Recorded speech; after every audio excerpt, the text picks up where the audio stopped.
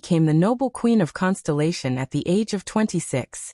For the next 70 years, she went through all kinds of hardships and experienced all kinds of things. She experienced 12 wars for coups and 8 supreme kings in her life. She witnessed the rebellion of the Cutter's Palace, the return of the young, the humiliation of the Great Spirit, the evil waves of the Eastern Sea, sharpening the edge with blood, and many other legendary stories that were changed into historical dramas. But she still stood at the peak of the era. In that era when the great dragon rose, constellation dimmed, and war occurred frequently, she firmly held the helm of the kingdom's fate. But Thales was immediately puzzled. But why little Iron Spike? Doyle was beaming with joy. He seemed very happy that the prince asked him about the gossip of the nobles. Because little Iron Spike has someone else, and unfortunately, she's also in the Barney family. She's this young baron's great-great-grandmother. That little old lady is still alive. I saw her once when I went to Barney Manor, and I thought I ran into the legendary evil tree demon. Glover cleared his throat loudly. Doyle realized that he had said the wrong thing. Being quick-witted, he immediately changed the topic. In short, when Lady Eleanor, who likes to kiss your hand, was still young, she married into the Barney family, which was at its peak. That was before the Bloody Year. The old lady, little Iron Spike, was very skillful. She gave them an important minister in the court and a fiefdom outside the court. They even had 2 collateral relatives in the royal guards, and they even held important positions. Doyle spoke in a carefree manner. He seemed to enjoy this kind of gossip. The Barney family, which is at its peak. Thales was stunned.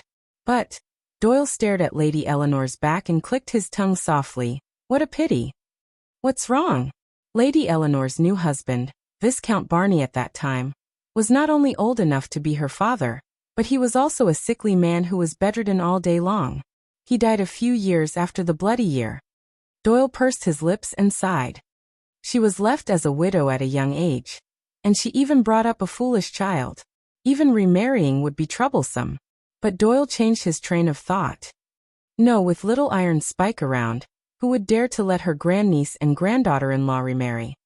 You know, there are many people in the noble circle near the capital who secretly mocked her, saying that the child in her womb is actually not. Doyle's words were still ringing in his ears, but the prince's attention was once again attracted by the mother who was widowed at a young age and raised her child alone. Thales stared at Lady Eleanor's figure. He saw her calmly grab her son, who was different from ordinary people, and without any explanation, she clasped his fingers. She first took a few deep breaths before she walked into the Duke of Star Lake's banquet hall with her head held high and her chest puffed out. She completely ignored the strange gazes from the people around her.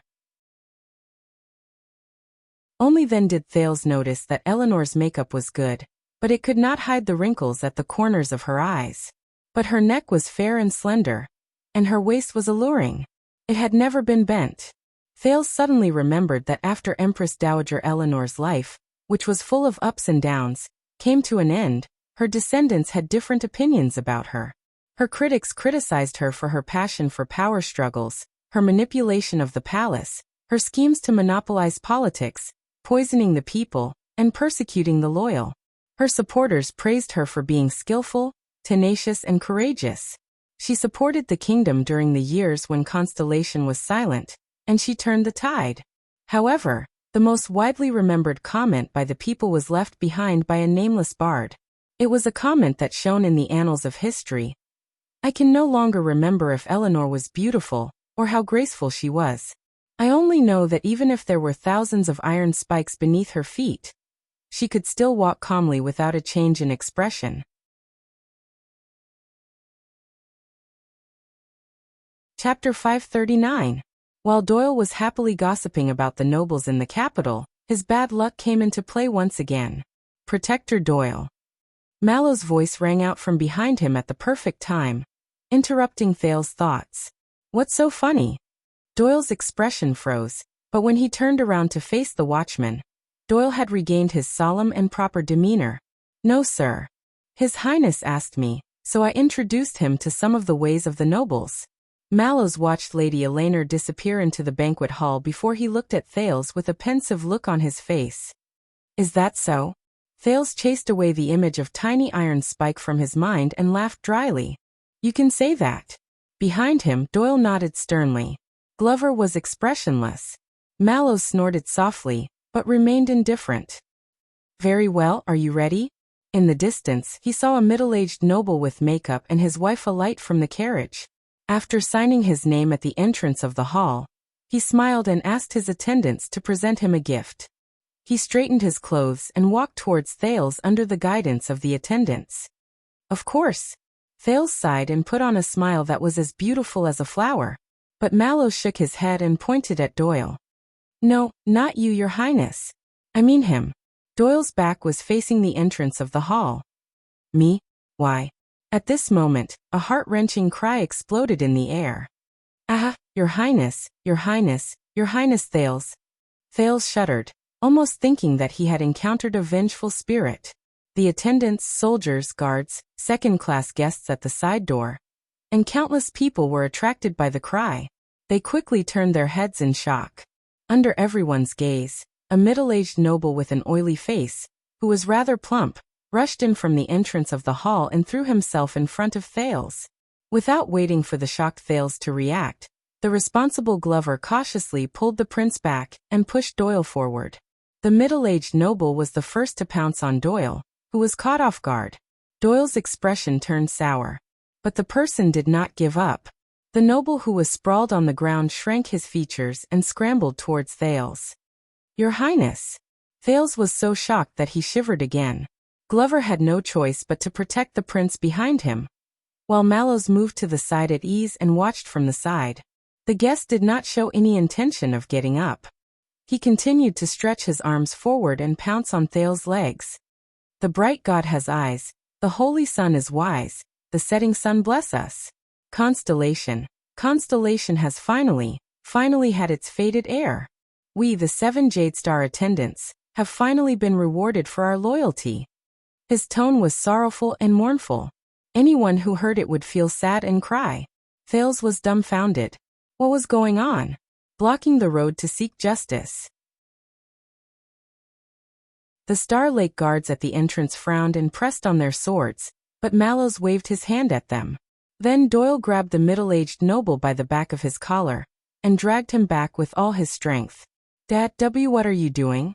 Get up. Get up. Doyle looked around in horror as he used his hands and feet to keep the middle-aged noble 2 meters away from the prince in exasperation. This is so embarrassing, Dad. When the middle-aged noble saw Doyle, he did not even wipe his tears before he immediately changed his expression. When I saw His Highness, I was excited and unable to control my emotions. It's none of your business. Hearing how they addressed each other, Thales arched his eyebrows. At the side, Mallows spoke leisurely. Your Highness, this is Baron Doyle. He is the suzerain of Mirror River and also Doyle's. Anyway, you can see for yourself. Thales' eyebrows twitched. Doyle was still entangled with his father. At the same time, his face was apologetic and ashamed as he smiled apologetically at the people around him. The attendants and guards who were watching the show left. The scattered nobles also turned around and whispered. Then another shrill female voice rang out. Ah, little Danny, how can you treat your father like this? A noblewoman with thick makeup rushed over from behind and hugged old Baron Doyle. At the same time, she waved her handkerchief at Doyle to chase him away, forcing him to let go of her. He's old and in poor health, and you're still so inconsiderate. We're so pitiful. Old Baron Doyle cooperated and panted. He coughed and fell into his wife's arms. The Baroness sobbed. Are you worthy of all the hard work we've done to raise you? Old Baron Doyle and his wife held each other's hands and slid on the ground. They looked at their son, who was troubled and at a loss. Their expressions were determined and sorrowful. They looked like a couple who shared the same heart.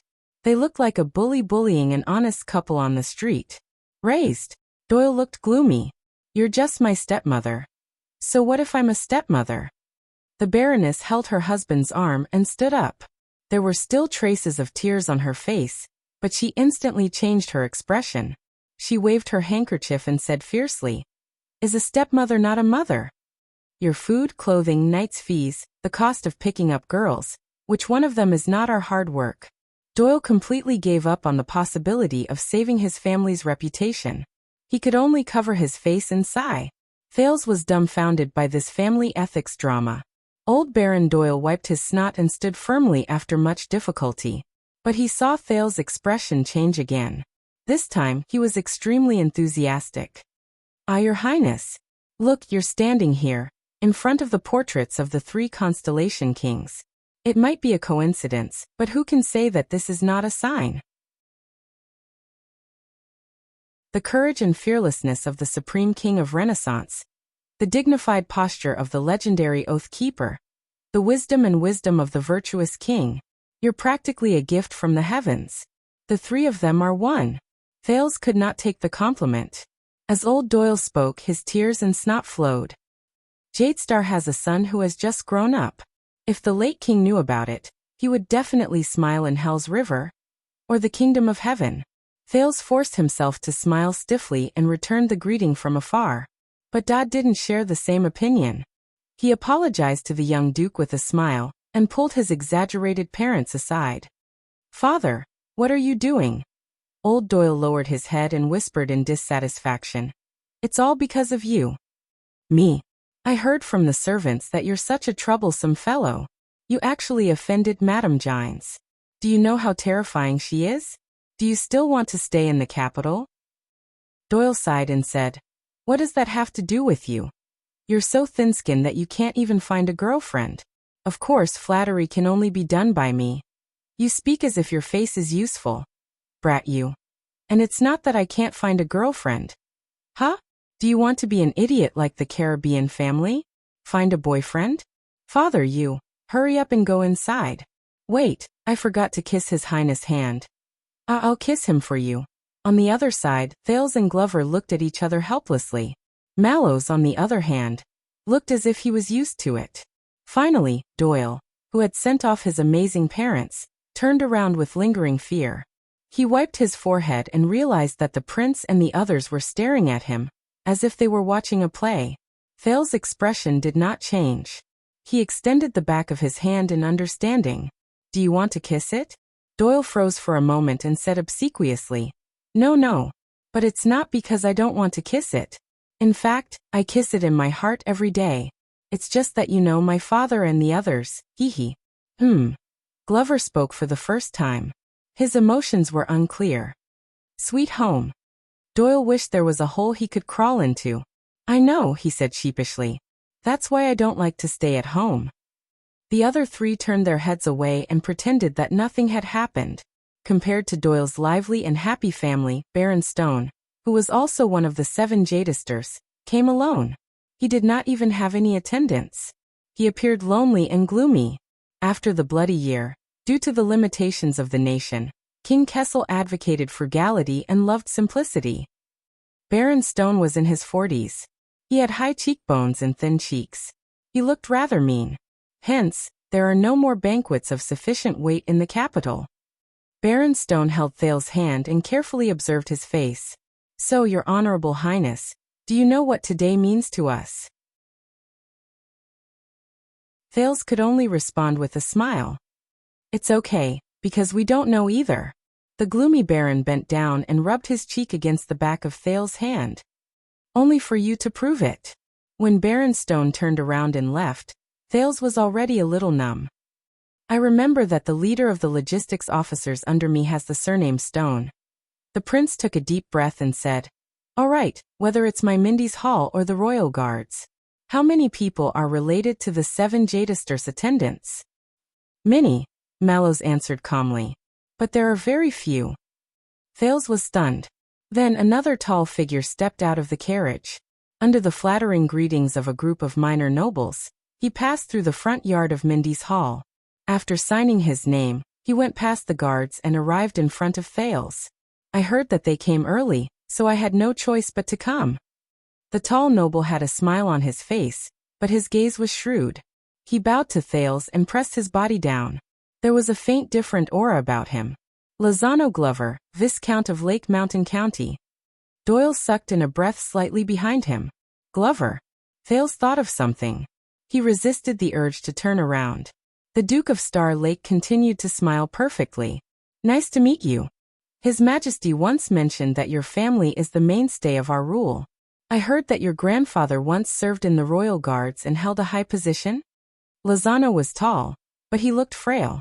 He was once the most trusted watchman of the guards under the late King Adi. He was also the sword teacher of Crown Prince Midir until he died in the line of duty for the country. He did not let down the Glover family's mission.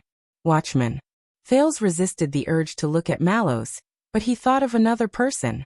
Lozano smiled. I work in the Department of Finance, so I live in Eternal Star City. If you are free, Your Highness, why don't you come to my house in Eastern City District for a chat? Work in the Department of Finance, important position. No wonder. Lozano turned around and looked at Mallows. Tormund, you too. The door of the Glover family will always be open for you. Mallows smiled faintly. It is my honor. Shall I bring you in? Of course. But that was not all. Lozano unexpectedly turned to the silent Doyle. And Danny Doyle, right? Please tell your father not to send any more money to the Department of Finance. We cannot accept it. Even if we do, we cannot skip this year's land settlement and tax inspection. Doyle's face instantly turned red. Before he left, Lozano looked at Thales again and said seriously, I hope you understand, Your Highness. We will always be loyal to the throne and the 9-pointed star crown. Hence, when Lozano, Glover and Mallows left together, Thales and Doyle heaved a sigh of relief. They felt like they had been freed from some sort of pressure. Doyle snorted softly. What did I say? TSK money management. Yes. And Thales resisted the urge to turn his head to the side. But obviously, someone could not resist. "Hey, zombie, aren't you going to say something?" Doyle looked at Viscount Glover's back curiously, then turned to look at his colleague.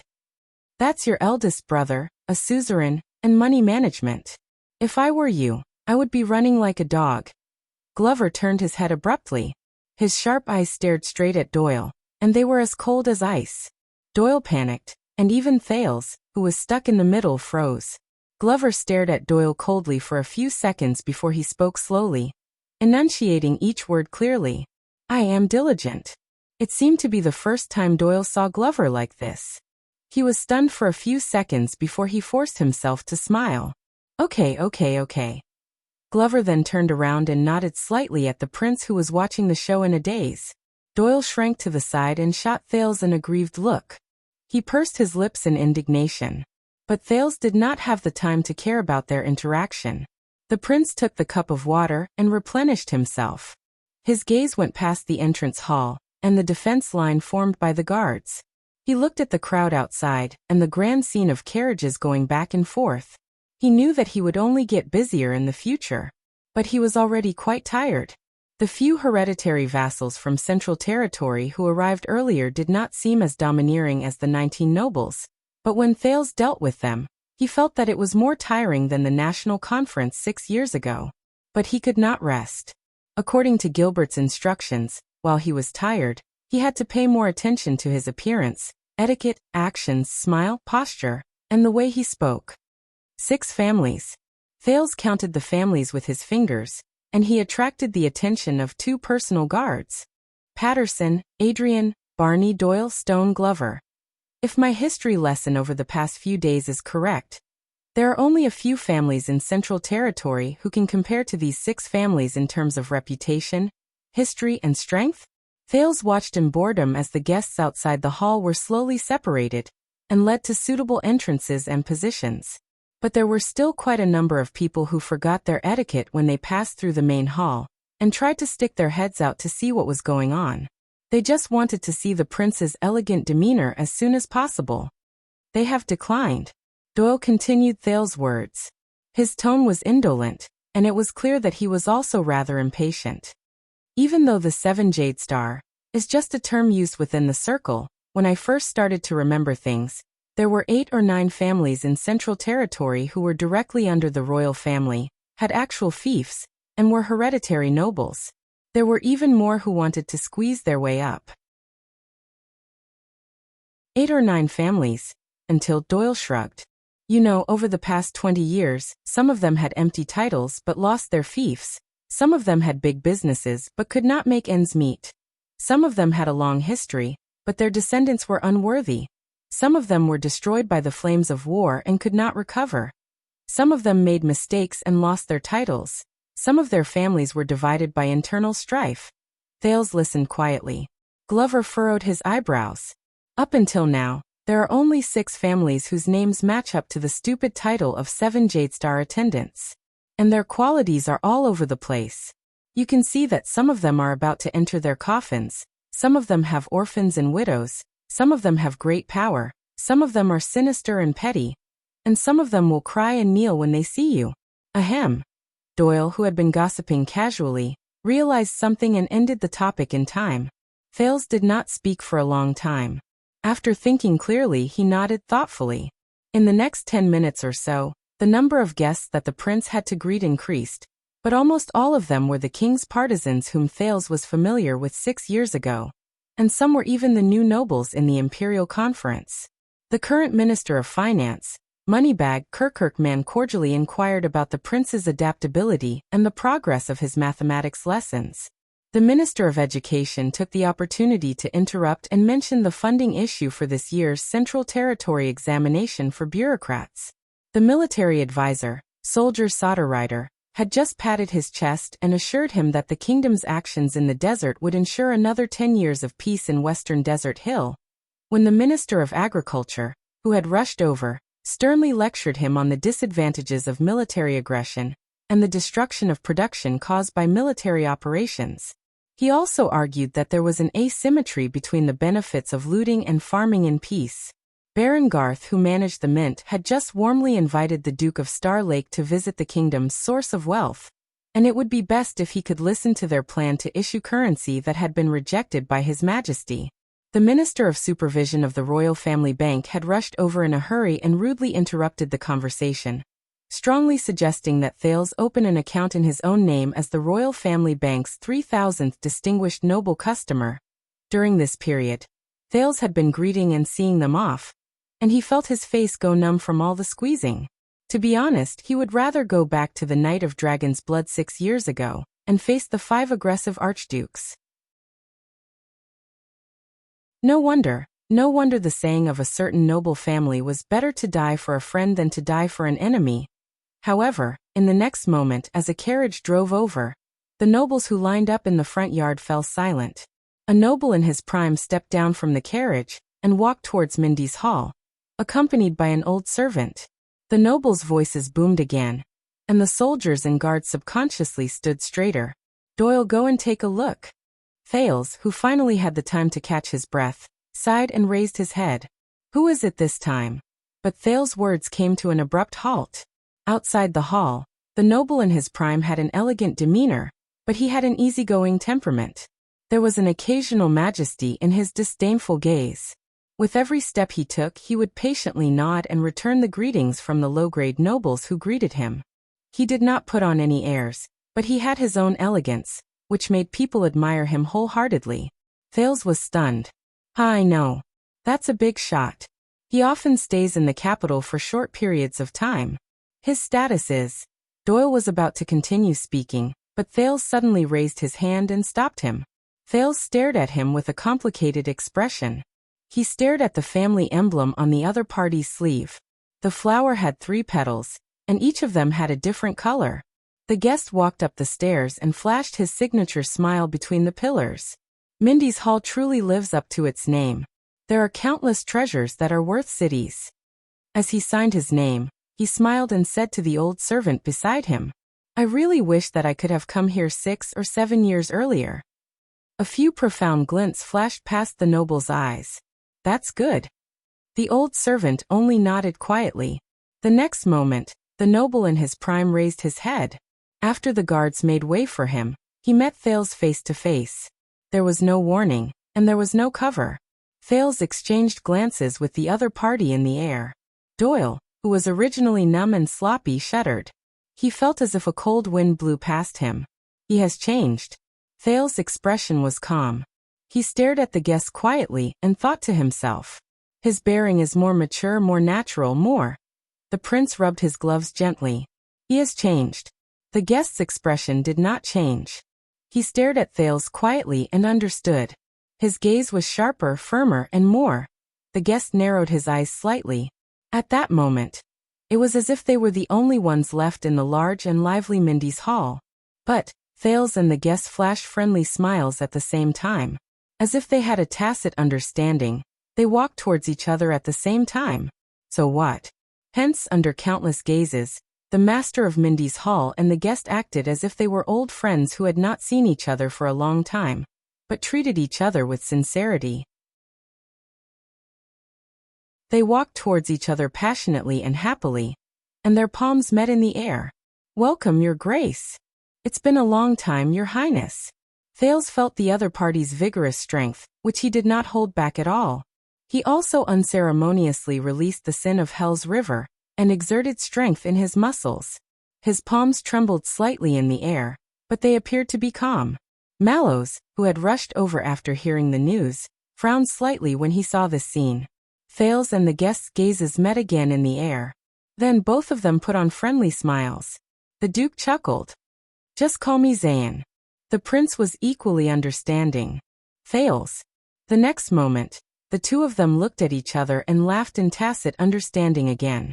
With the arm they held as the center, they hugged each other, and their other hand clasped the other party's shoulder.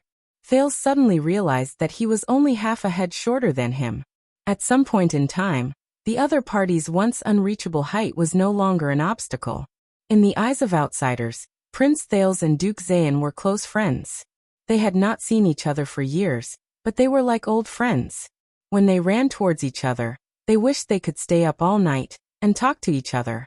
However, only Thales and Zayn, who were hugging each other tightly with their necks pressed against each other, knew how sincere their feelings were at that moment. I knew that the Northlanders couldn't do anything to you, Zayn whispered in his ear, his tone strange. Yes. Thales responded slowly with the same deep meaning. Just like the Blood Clan. At an angle that could not be seen. The two of them turned their heads and glanced at each other from a distance that was close to kissing. Zayn's gaze was cold, as if frost had descended. Thales' gaze was sharp and pierced straight into his heart. Welcome back, the Duke of South Coast, Zayn Covendier said softly. The nine-pointed star. Sorry to have kept you waiting. The Duke of Star Lake, Thales Jadestar sneered faintly. Iris flowers. The next second, the two most influential people in the kingdom separated as soon as they touched and let go of each other. Their perfect and warm smiles returned. It showed that in this era, the people of the kingdom were most proud of unity and harmony.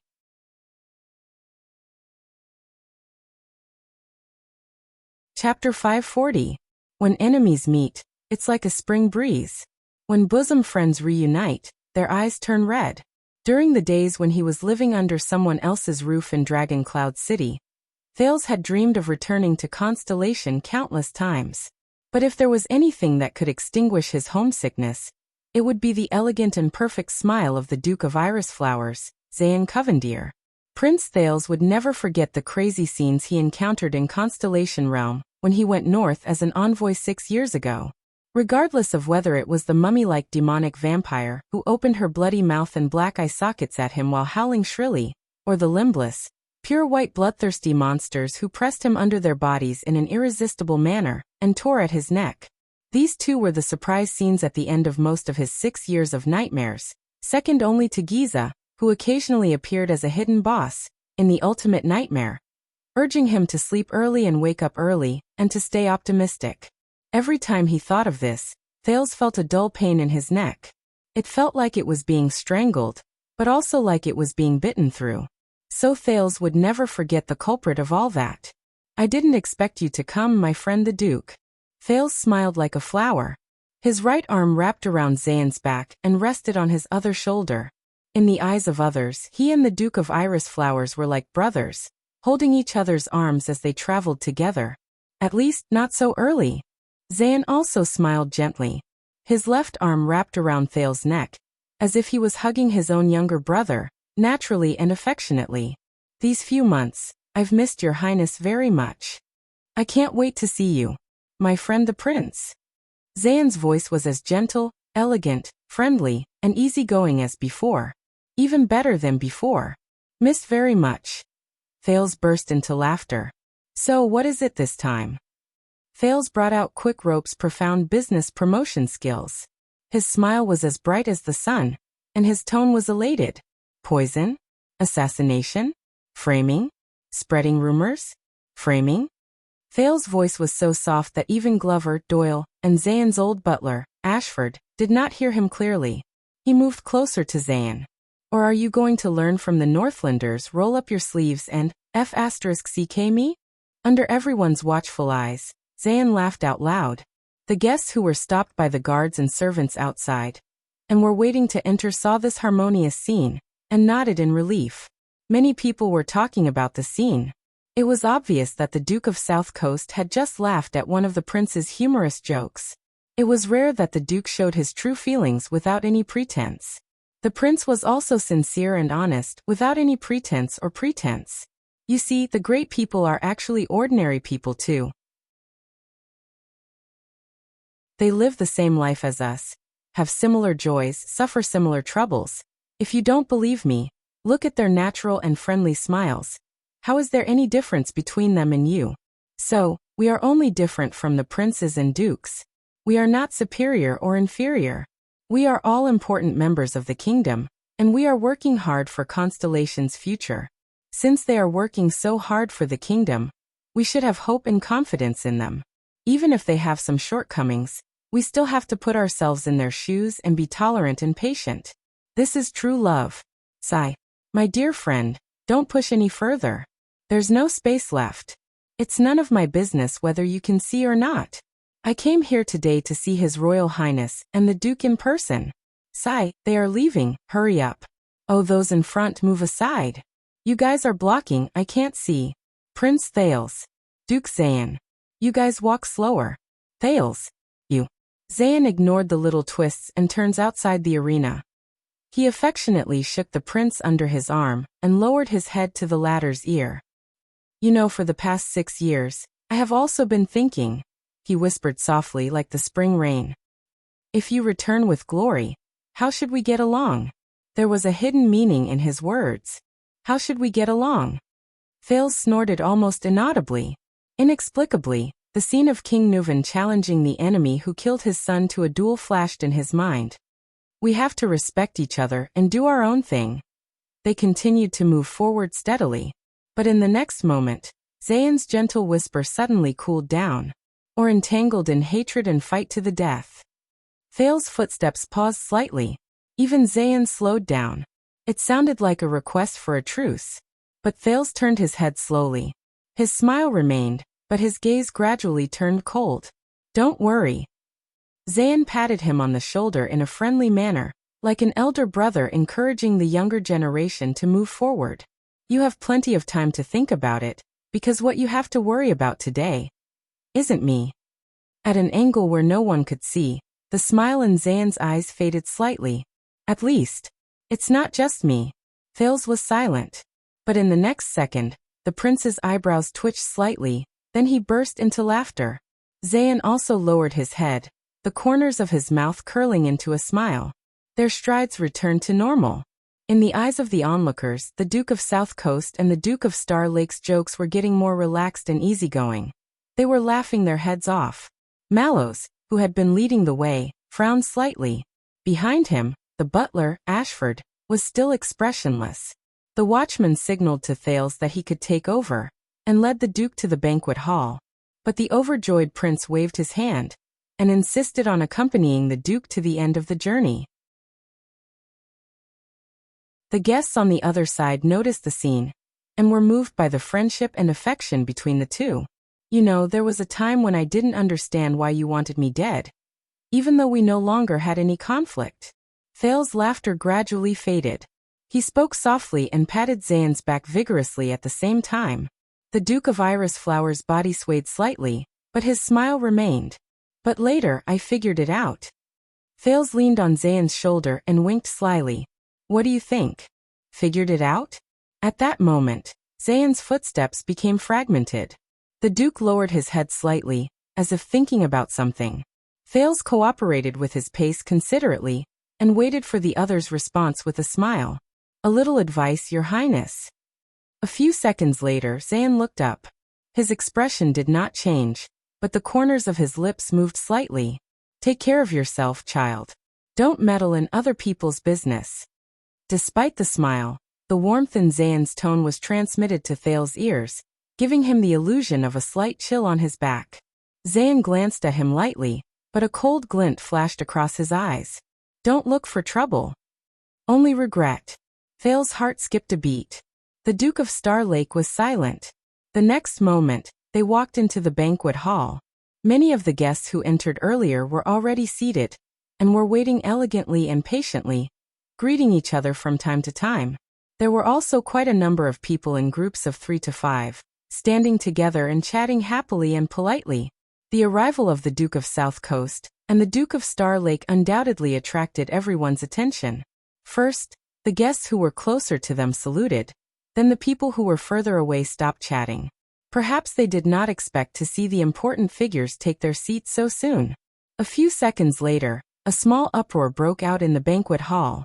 The guests of higher status, Mr. and Mrs. Doyle who smiled obsequiously, Viscount Lozano Glover, and Eleanor Barney who brought along her child. After seeing the 9-pointed star badge on the Baron's hand, the number of noble women surrounding Lady Eleanor suddenly increased. All stood up and bowed to her. The atmosphere immediately became lively. Zayn and Thales naturally let go of each other, tacitly and cooperatively returned the greetings to the guests, and occasionally responded to their greetings.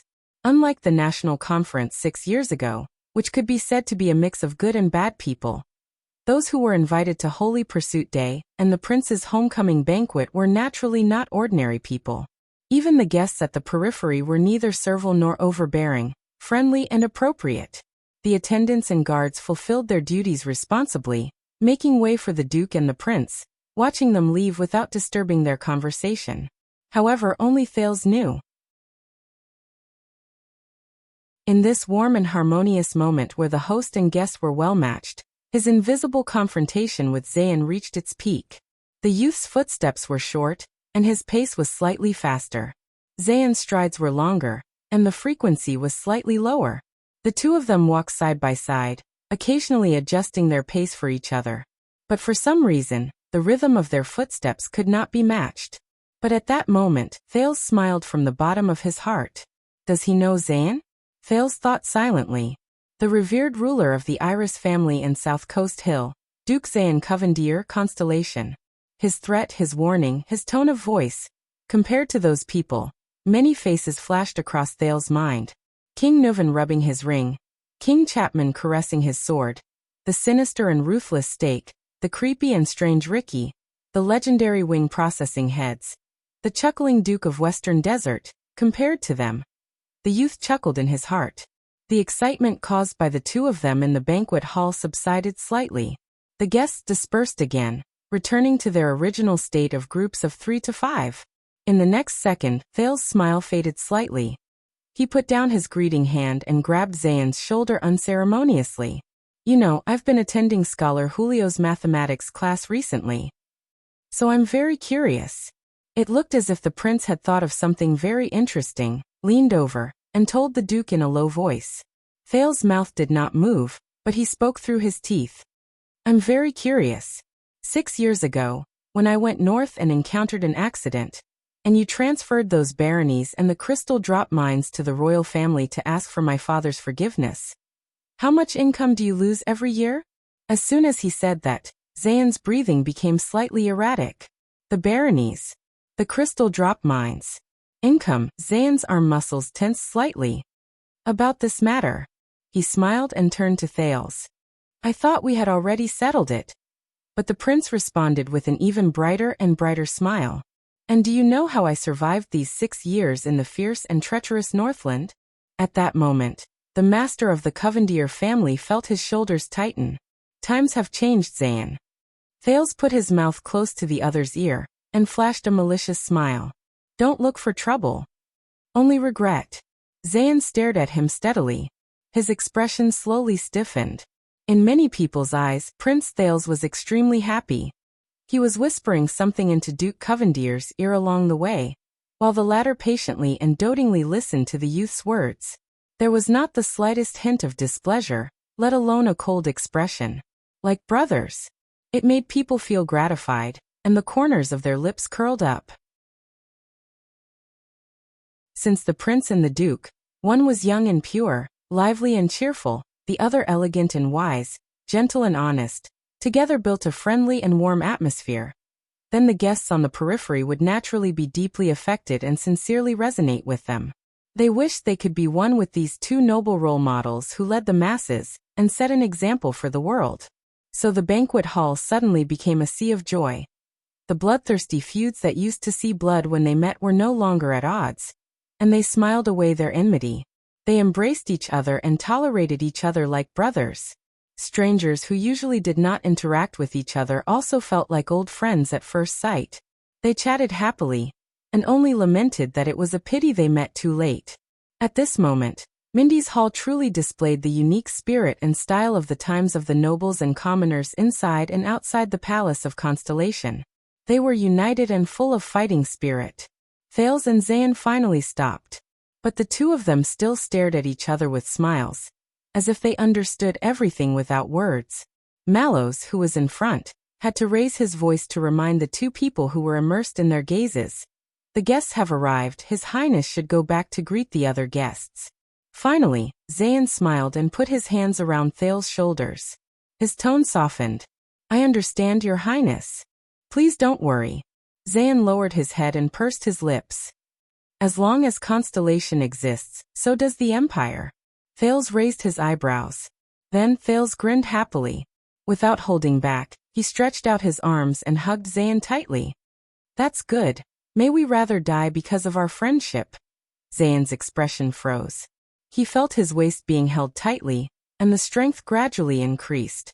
Thales buried the side of his face into the Duke's chest and said coldly from an angle where no one could see, "We will not perish with our enemies." In the next second, the prince let go of the Duke and turned back into the cheerful and sincere Thales, laughing loudly. Zayn looked at him and laughed as well.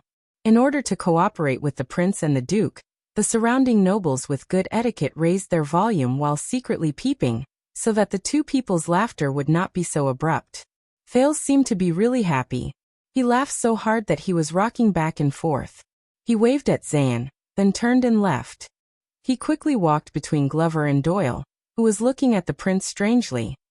When no one was looking, the teenager loosened his facial muscles that were almost numb from laughing too much. But he let out a long breath in his heart. It's a little strange. Sensing Zayn's gaze from behind, Thales, who had become tired again, thought to himself, Zayn Covendier. As one of the enemies he hated the most, this guy was still as sinister, as profound, and as abominable. But in his memory, the former Duke of Iris Flowers did not seem to be this proactive. Thales pondered as he walked towards the exit of the banquet hall, accompanied by the guards. He was ready to return to his original position and continue his duty of welcoming guests. However, before he could finish his thoughts, something unexpected happened. When he passed by a group of foreign guests, a tall and majestic figure, even more imposing than Glover, suddenly appeared. The other party rushed into his line of sight with a fierce aura. In an instant, Glover and Doyle's expressions changed. But the two guards were well trained. They immediately bent their knees and pressed their swords. Before the other party could get close, they were ready to draw their swords and kill the assassin. Until Mallow's strong hands stretched out at the perfect time. He pressed down on their shoulders. It avoided the awkward situation of the Prince of Constellation's first appearance in front of everyone, and causing the guests to bleed. Steady, Mallows reprimanded in a low voice. At the same time, a deep and rough voice, with a tone that Thales was all too familiar with, rang in the banquet hall. Look who this is. The majestic guest stood in front of Thales and laughed heartily. The nervous Glover and Doyle were shocked. The two of them glanced at Mallows, who stopped them, and only then did they notice that even though Mallows had a frightening figure, he was unarmed, and he was standing at a safe distance. They overreacted. Thales, on the other hand, looked at the stranger in front of him in shock. This man had a body as thick as his beard, and his clothes were thick but slightly rustic. He looked like a bear. An old friend of the people of Extet. Prince Thales. The bearded man in front of him happily opened his thick arms and shouted the next word in a vigorous voice. I'm going to kill you. North Star. Thales was stunned. Wait a minute. North. North what star? He turned around in confusion and glanced at the guests around him. They, who were watching curiously, immediately turned around and went back to their own duties. But this did not stop Thales from recognizing the familiar accent. He came from, look. The bearded man's laughter was rough and strong, full of energy. A prince who grew up drinking the milk of us Northlanders is indeed different. Thales was dumbfounded again. What milk? Excuse me. The prince finally adjusted himself and responded politely and appropriately. In fact, when I arrived at Dragon Cloud City, I was already. Thales continued awkwardly in his heart. Weaned. Wait, in this world, when he was young, did he drink milk? But what greeted him was still a burst of rough laughter. I am Jorge, no surname.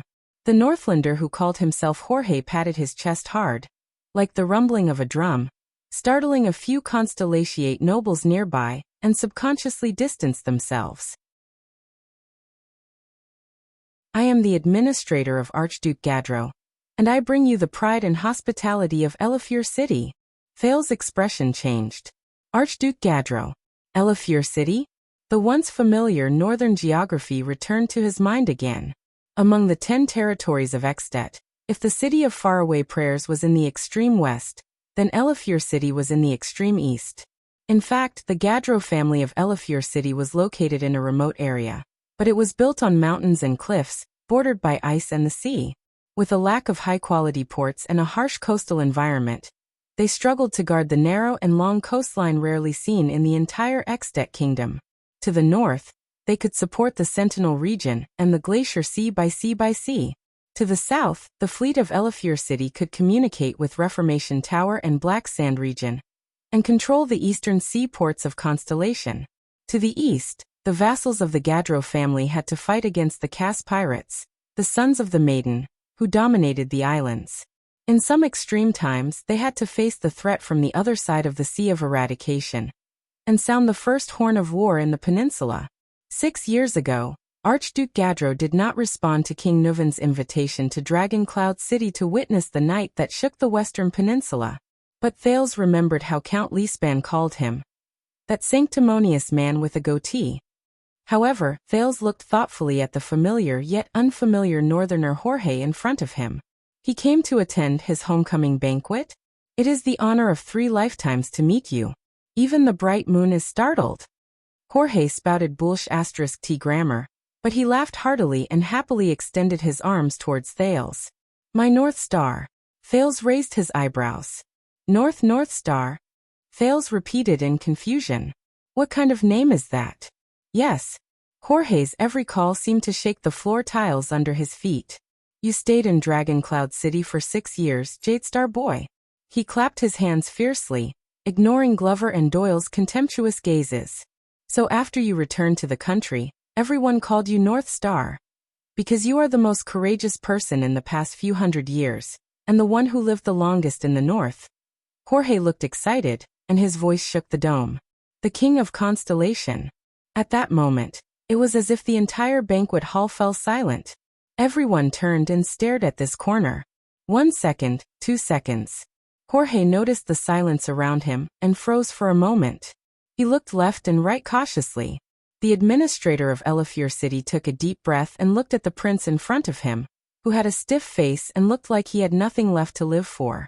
He seemed to have realized something. Heir, what I mean is... Jorge grinned and awkwardly rubbed his protruding belly, like a big bear taking a bath. He spread his hands innocently and smiled awkwardly. King-to-be. Stealing fragrance.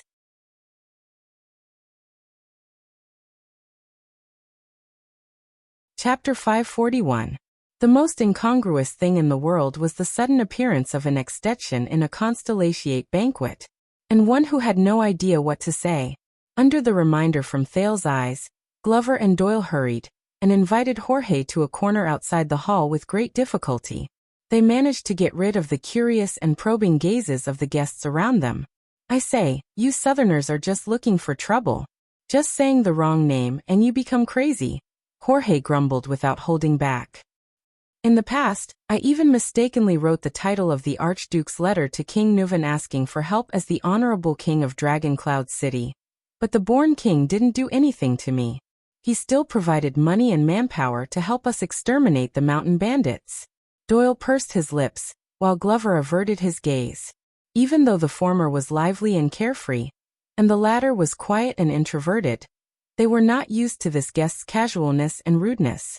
Only Thales listened to the other party's rough and thick northern accent, and smiled without saying a word.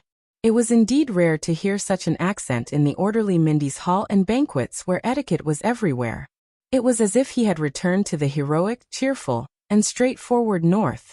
Administrator Jorge laughed out loud and said, Haha, perhaps you have forgotten North Star, but we have met before. Thales asked suspiciously. When? Wow, you are really forgetful, aren't you? Listening to the other party's careless tone, other than being abrupt, Thales actually felt a strange sense of familiarity. But he was just a passerby in Extet. This place, Constellation, Eternal Star City, this was his home, was it not? Jorge was in high spirits. A few years ago, during the hunting ceremony in Dragon Cloud City, the young lady from the Walton family held your hand. If you ask me, you are really bold.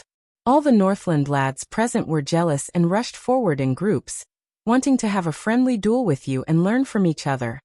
Thales' expression changed abruptly. Jorge was very happy, and his saliva flew everywhere. The scene was very chaotic and noisy. Perhaps others did not see it, but I have sharp eyes. She hid you under her skirt.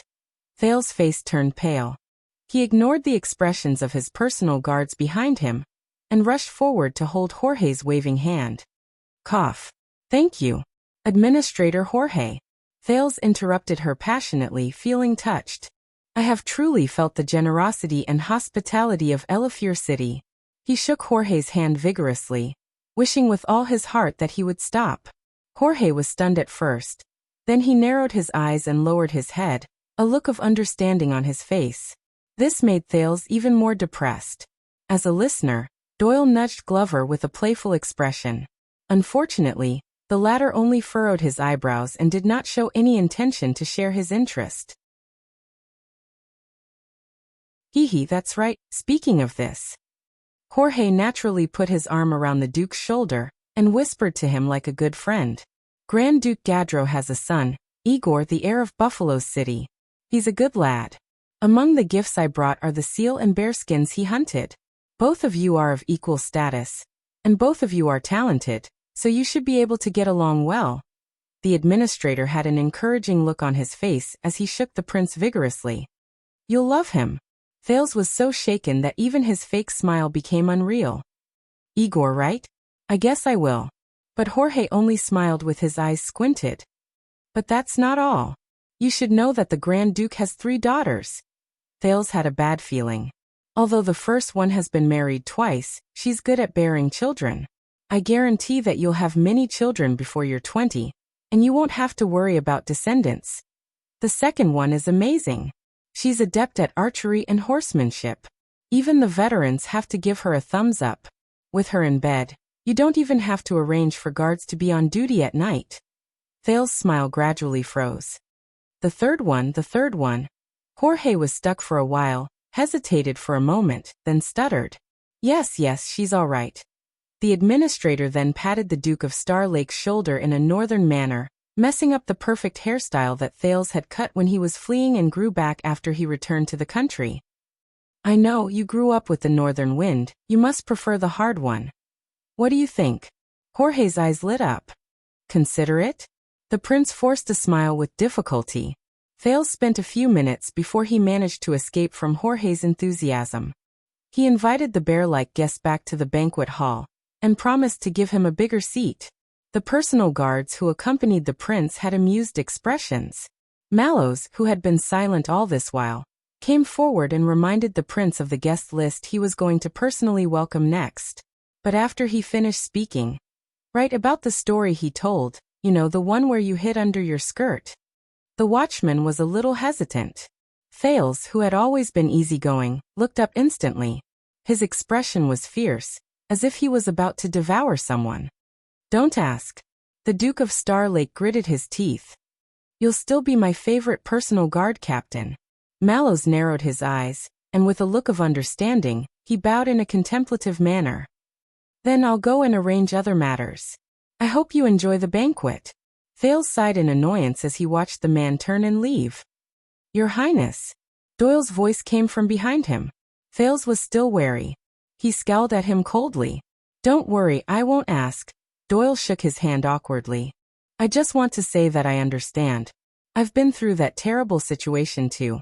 Ahem. On the other side, Glover seemed to have caught a cold. He coughed repeatedly and interrupted Doyle's nonsense. Ahem. Doyle stopped talking in embarrassment, but Thales' expression became even worse. All right. Thales pulled his head back stiffly. His mood was gloomy. When I become king, the first thing I'll do is to lead the army north, destroy Extet. They walked back in silence. Northlanders, ahem. Are all Northlanders in Extet like this? Doyle finally brought up a topic that was not so annoying. Thales nodded gloomily. Half of it. As for the other half, at this moment, a voice filled with surprise and excitement came from the side. Thales Jadestar. The 3 of them were all shocked.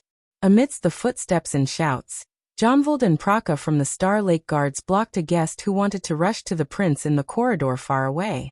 The latter waved his hands and tried to get close to Thales, but he could not.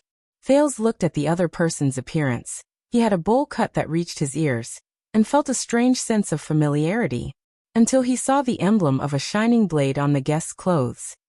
Nice to meet you. I am Lev Trentida, the son of the Archduke of Reformation Tower. The guest smiled obsequiously and spoke with the same familiar Northland accent, but it was much lighter than Jorge's. Reformation Tower, Trentida? That's interesting. Another bowl-cut man, who was much more mature and cunning, appeared in his memory. He had an even more imposing aura and majestic aura. Thales nodded and asked the guards to let go of the Northlander who broke the rules and came to him without guidance. Lev, right? Thales squeezed out his signature social smile.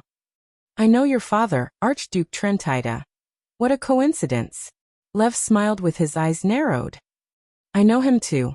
Thales was silent for a moment over this terrible joke. Young Trentida? He looked at the fake smile on Lev's face and the sparkle in his eyes. Yes, he's my biological son. Very well. Please send my regards to your father. Thales sighed and decided not to pester him any further. I hope you enjoy the banquet. The prince turned and left. Your Highness, Lev said anxiously. But Jonvald, who was behind him, pressed down on Lev's shoulder, his warning obvious. Thales turned around. I know you're busy, so alright, I'll get straight to the point. Lev sighed, looking like he was ready to go all out. Thales blinked.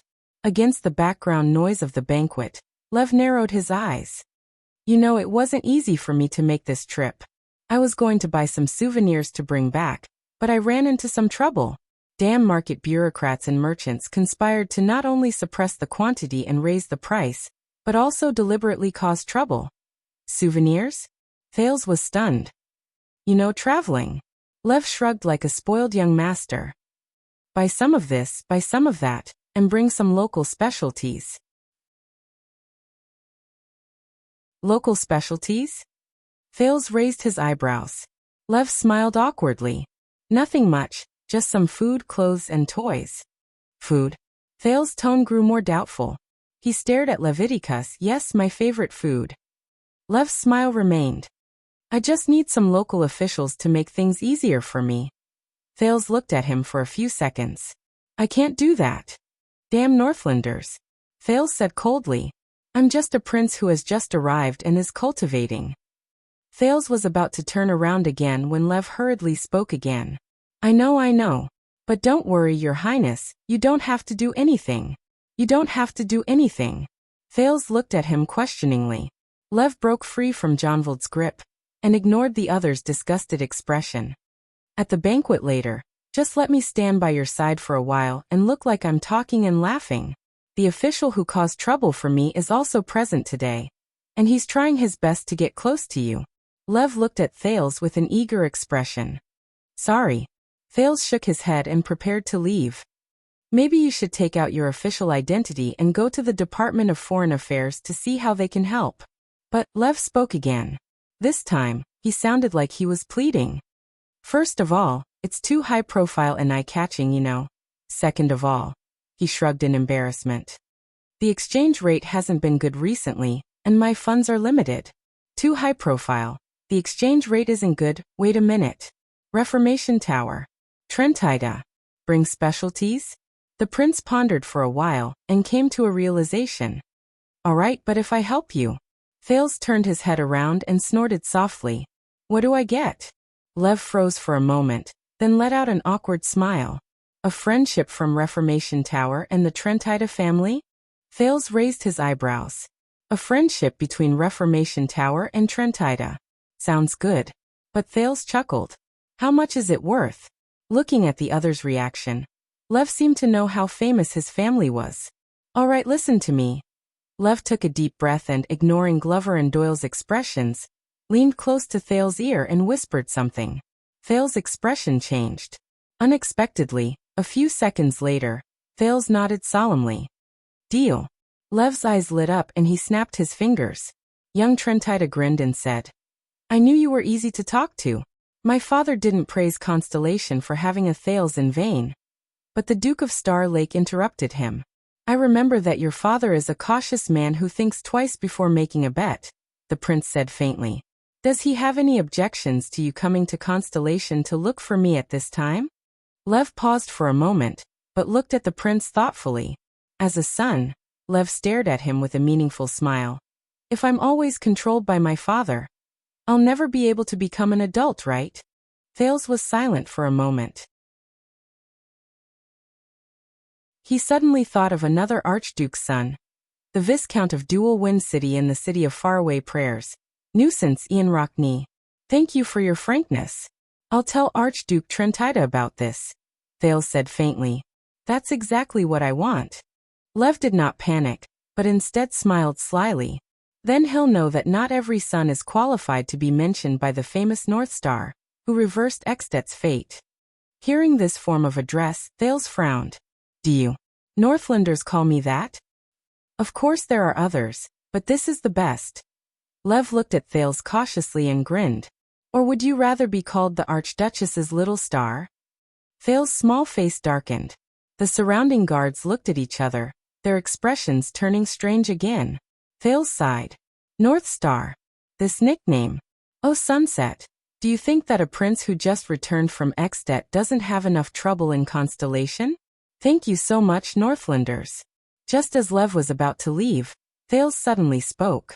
So, King Chapman doesn't have any objections to you attending my banquet? Hearing that name, Lev's expression changed. He was silent for a few seconds. Duke, today is your wedding day. Young Trentida looked around and said softly, that's right. Let's not talk about unlucky things. Thales politely bade him farewell. Satisfied, Lev turned around and left under the escort of Jonvald and Praka. But the moment the prince turned around, his expression turned cold. Glover, Thales said gloomily. Go and find out where Gilbert is and bring him to me. Glover frowned slightly. Doyle, who was beside him, was stunned. Now, but your highness, according to reports, the guardian Duke of the Eastern Sea, who is also Prime Minister Cullen, will be arriving soon. But Thales suddenly shouted, screw the Prime Minister. The Duke of Star Lake spoke coldly, enunciating each word in an unsettling manner. Now, immediately. Thales glared at him coldly. Find him Gilbert Casso. The two men, who were used to the prince's gentle personality, were shocked. Glover said nothing more and immediately turned to leave, leaving the uneasy Doyle by Thales' side, casting worried glances at him from time to time. Gilbert soon appeared in front of him with a puzzled expression. But Thales dismissed Doyle and Glover, and went straight to the point. What happened in Extet? Gilbert was instantly stunned. What happened? Everything should be normal. After eliminating the dissidents, Chapman I has been busy pacifying the internal affairs. But Thales interrupted him impatiently. Gilbert. Just now, two Northlanders rudely stopped me, and one of them even called me the King of Constellation, in front of everyone. Gilbert's expression changed. Thales took a step forward, and his gaze was sharp. Do you understand now? Gilbert and the prince looked at each other for a second before he sighed softly. You must know that today is your big day. After today, you will officially enter the social circle of Eternal Star City, and step onto the stage of the kingdom. If something really happens it cannot compare to. But Thales only stared at the man. Gilbert, 6 years ago, you were the one who brought me to Mindy's Hall. That is why I believe in you. More so than the others. As he looked at the prince's expression, Gilbert wanted to say something, but he hesitated. His expression was complicated. A few seconds later, Count Casso sighed slowly. A few days ago, Extet's battle report came. Thales' expression tensed. As expected. Gilbert's cheerful and relaxed mood during the banquet was swept away. His expression was solemn as he entered full working mode. Dragon Clouds, Faraway Prayers, and Defense City joined forces. Nearly 20,000 Northland warriors marched out of the border from the west in an aggressive manner. Their advance was like a hot knife cutting through butter. The Alliance of Freedom retreated step by step, and the entire Golden Passage trembled. Not long ago, Extet finally sent a large army to besiege Fort Liberté. Thales nodded. As one of the participants in the incident, he clearly remembered the internal and external causes of the war, the forces involved, and the dramatic twists and turns. I know that Extet wants to reassert their hegemony and status in the Golden Passage. The small alliance of freedom affected the political situation in the Western Peninsula, be it the 16 cities of Camus Union, the White Elves of White Mountain, or the other countries in the Golden Passage. Ever since they overestimated their own abilities and rashly intervened 20 years ago, they were easily dealt a heavy blow by King Nuvan. In the face of this crisis, in the face of the alliance of the three northern cities, all the forces would rather watch from the sidelines and protect themselves. No one dared to touch the dragon's reverse scale. That included Constellation, who took the opportunity to trick the Alliance of Freedom. But Thales realized something. Your expression, Gilbert. What happened? The Foreign Affairs Minister looked at Thales' reaction and sighed. You know, a few months ago, the Kingdom's Secret Intelligence Department's intelligence base in Extet was severely damaged, and it is still being rebuilt. The information we received is very messy, and we are still verifying it one by one. The Kingdom's Secret Intelligence Department has been extremely busy over the past few days. Thales directly skipped these pleasantries. Then what do you know? Gilbert was silent for a while. Thales fixed his gaze on him. Although it has not been completely verified in general, Gilbert's tone was very calm. The Extetians could not attack the city and suffered heavy losses. Within a few days, they suffered consecutive defeats and suffered heavy losses. Their supplies were also cut off, and their rear was attacked. They were forced to give up on their target. The entire army retreated. Thales froze. That's right, Your Highness. At this moment, Gilbert sighed slowly. Between the lines, there was a sorrowful sentiment that only a person who was familiar with history could understand. Since the era of Nuvan VI, they rose to power with great momentum, and they were invincible. Under the rule of the born king, their hegemony flourished, and their might shook the Western Peninsula. The Extet kingdom that fought countless battles and was invincible in the world. Gilbert sighed. Lost. Thales was dazed for a moment. Extet. Northlanders. Kingdom of the Dragon. Children of the Northern Wind and the Dragon. Descendants of the hero Raikuru. Lost? Gilbert was still talking, but Thales seemed to be listening to him through a curtain. He nodded absent-mindedly. Throughout his long life, he had always put in a lot of effort to protect his own life, and he had to work hard to move through the endless political games and the whirlpool of the times. But for the first time, he felt it so vividly. Times have changed. Thales sucked in a deep breath. So, I believe that this makes your appearance today even more important. Gilbert's words echoed in his ears again. But Thales was no longer in the mood to listen. Sayasi. Thales opened his mouth subconsciously, but he could only utter a few words. Gilbert furrowed his brows. Until the second prince raised his head indifferently. Where's the Archduchess of Dragon Cloud City? Gilbert remained silent for a while. He seemed to have expected this, but he also seemed to be hesitant to speak. But the Duke of Star Lake's gaze was too intense. It was hard to resist. According to the current information, Gilbert spoke with great difficulty. After the great victory, the Alliance of Freedom claimed, they've captured the enemy commander. I don't know if he's dead or alive. At that moment, Thales heard silence. It was as if the entire Mindy's hall had been silenced. Stealing fragrance.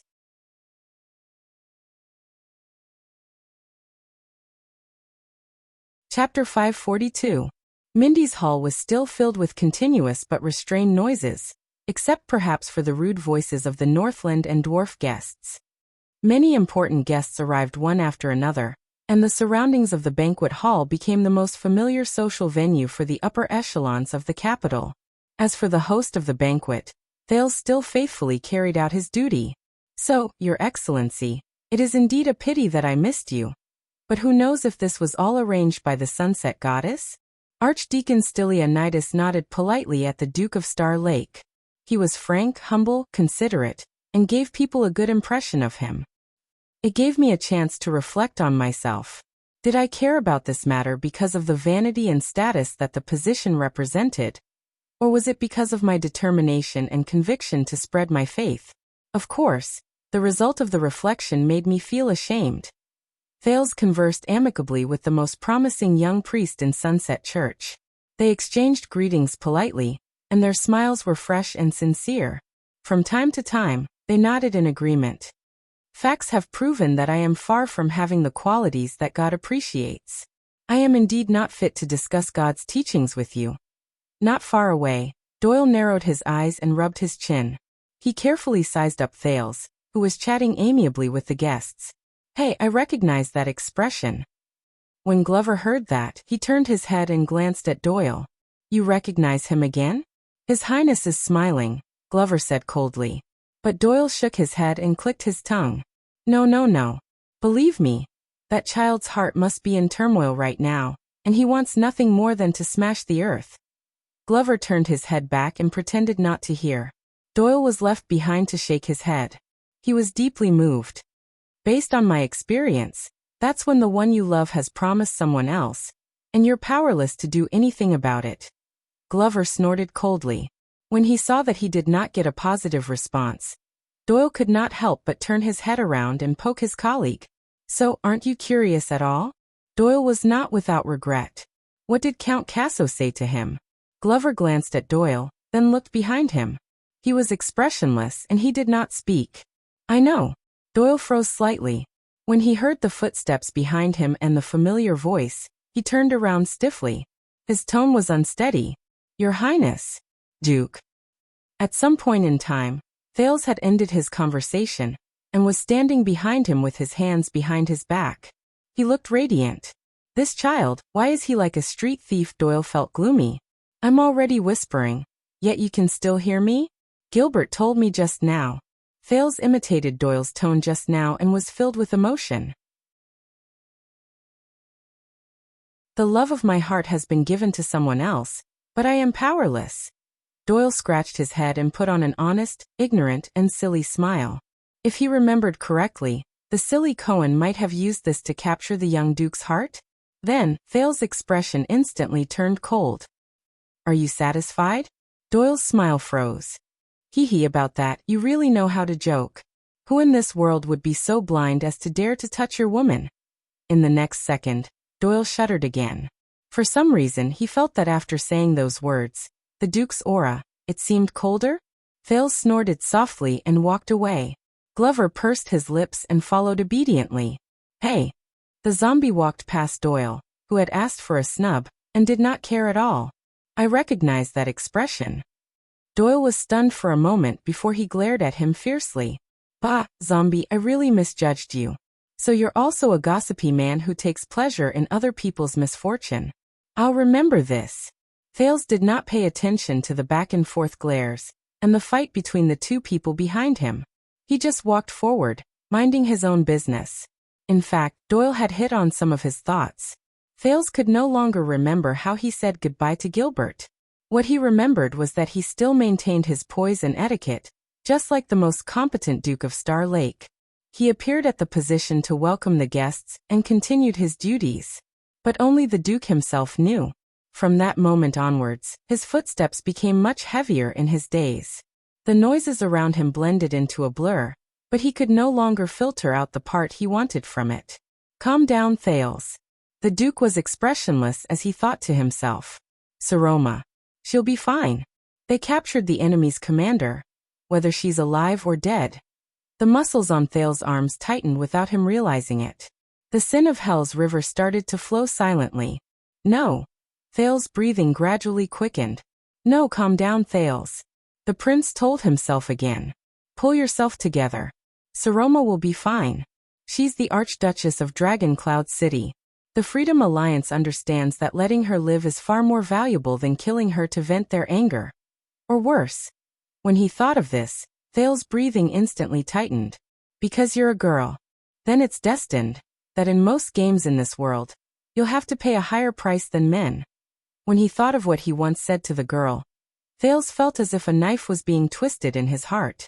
At that moment, his heart was filled with boundless rage that even he himself could not fathom. It burned everything. Nicholas. Dead face, why can't you protect your king? You've only scratched yourself in the hands of the Raven of Death. And you've become useless? How dare you call yourself the Star Killer? Regent Leespan. the protector and protector of Dragon Cloud City. Aren't you the born king's eye of the dragon? Don't tell me that all your schemes went to hell with the late king? Count Carcagel. He's known as King Nuven's best general. Don't tell me that his battle record of conquering Fort Liberté without an arm is shameless boasting? Archduke Rockney, the illustrious, resolute, and courageous master of the city of faraway prayers, can't even do anything to a tiny Fort Liberté. How the hell are you going to rule? Why don't you kill yourself to apologize to the world? As for the others, the sin of Hell's river flowed faster and fiercer in his veins. Extet's brave and skillful Northland army. Are they all just for show? He subconsciously clenched his fists in his sleeves. The sin of Hell's river gradually formed and spread throughout his body. No. Thales thought as he took a deep breath. I can't count on Extet. I can't count on that bunch of stupid trash to help Saroma. I have to do something. But. Think, Thales. Think. Think about what else can you do? Ask Gilbert for help? Ask Constellation to step in? Contact the kingdom's secret intelligence department?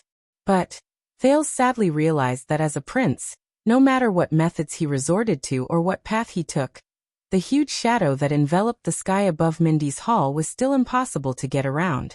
He finally escaped from Extet, which was full of hostility, and returned to Constellation, but he was still like a bird in a cage, faced with an old friend who needed help.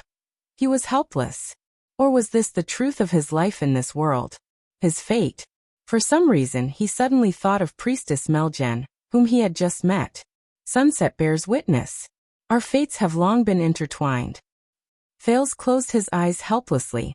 Oh Sunset, if you truly exist and control the power, if you truly are the patron saint of my family and kingdom, I beg you, please protect her, help her, and watch over her.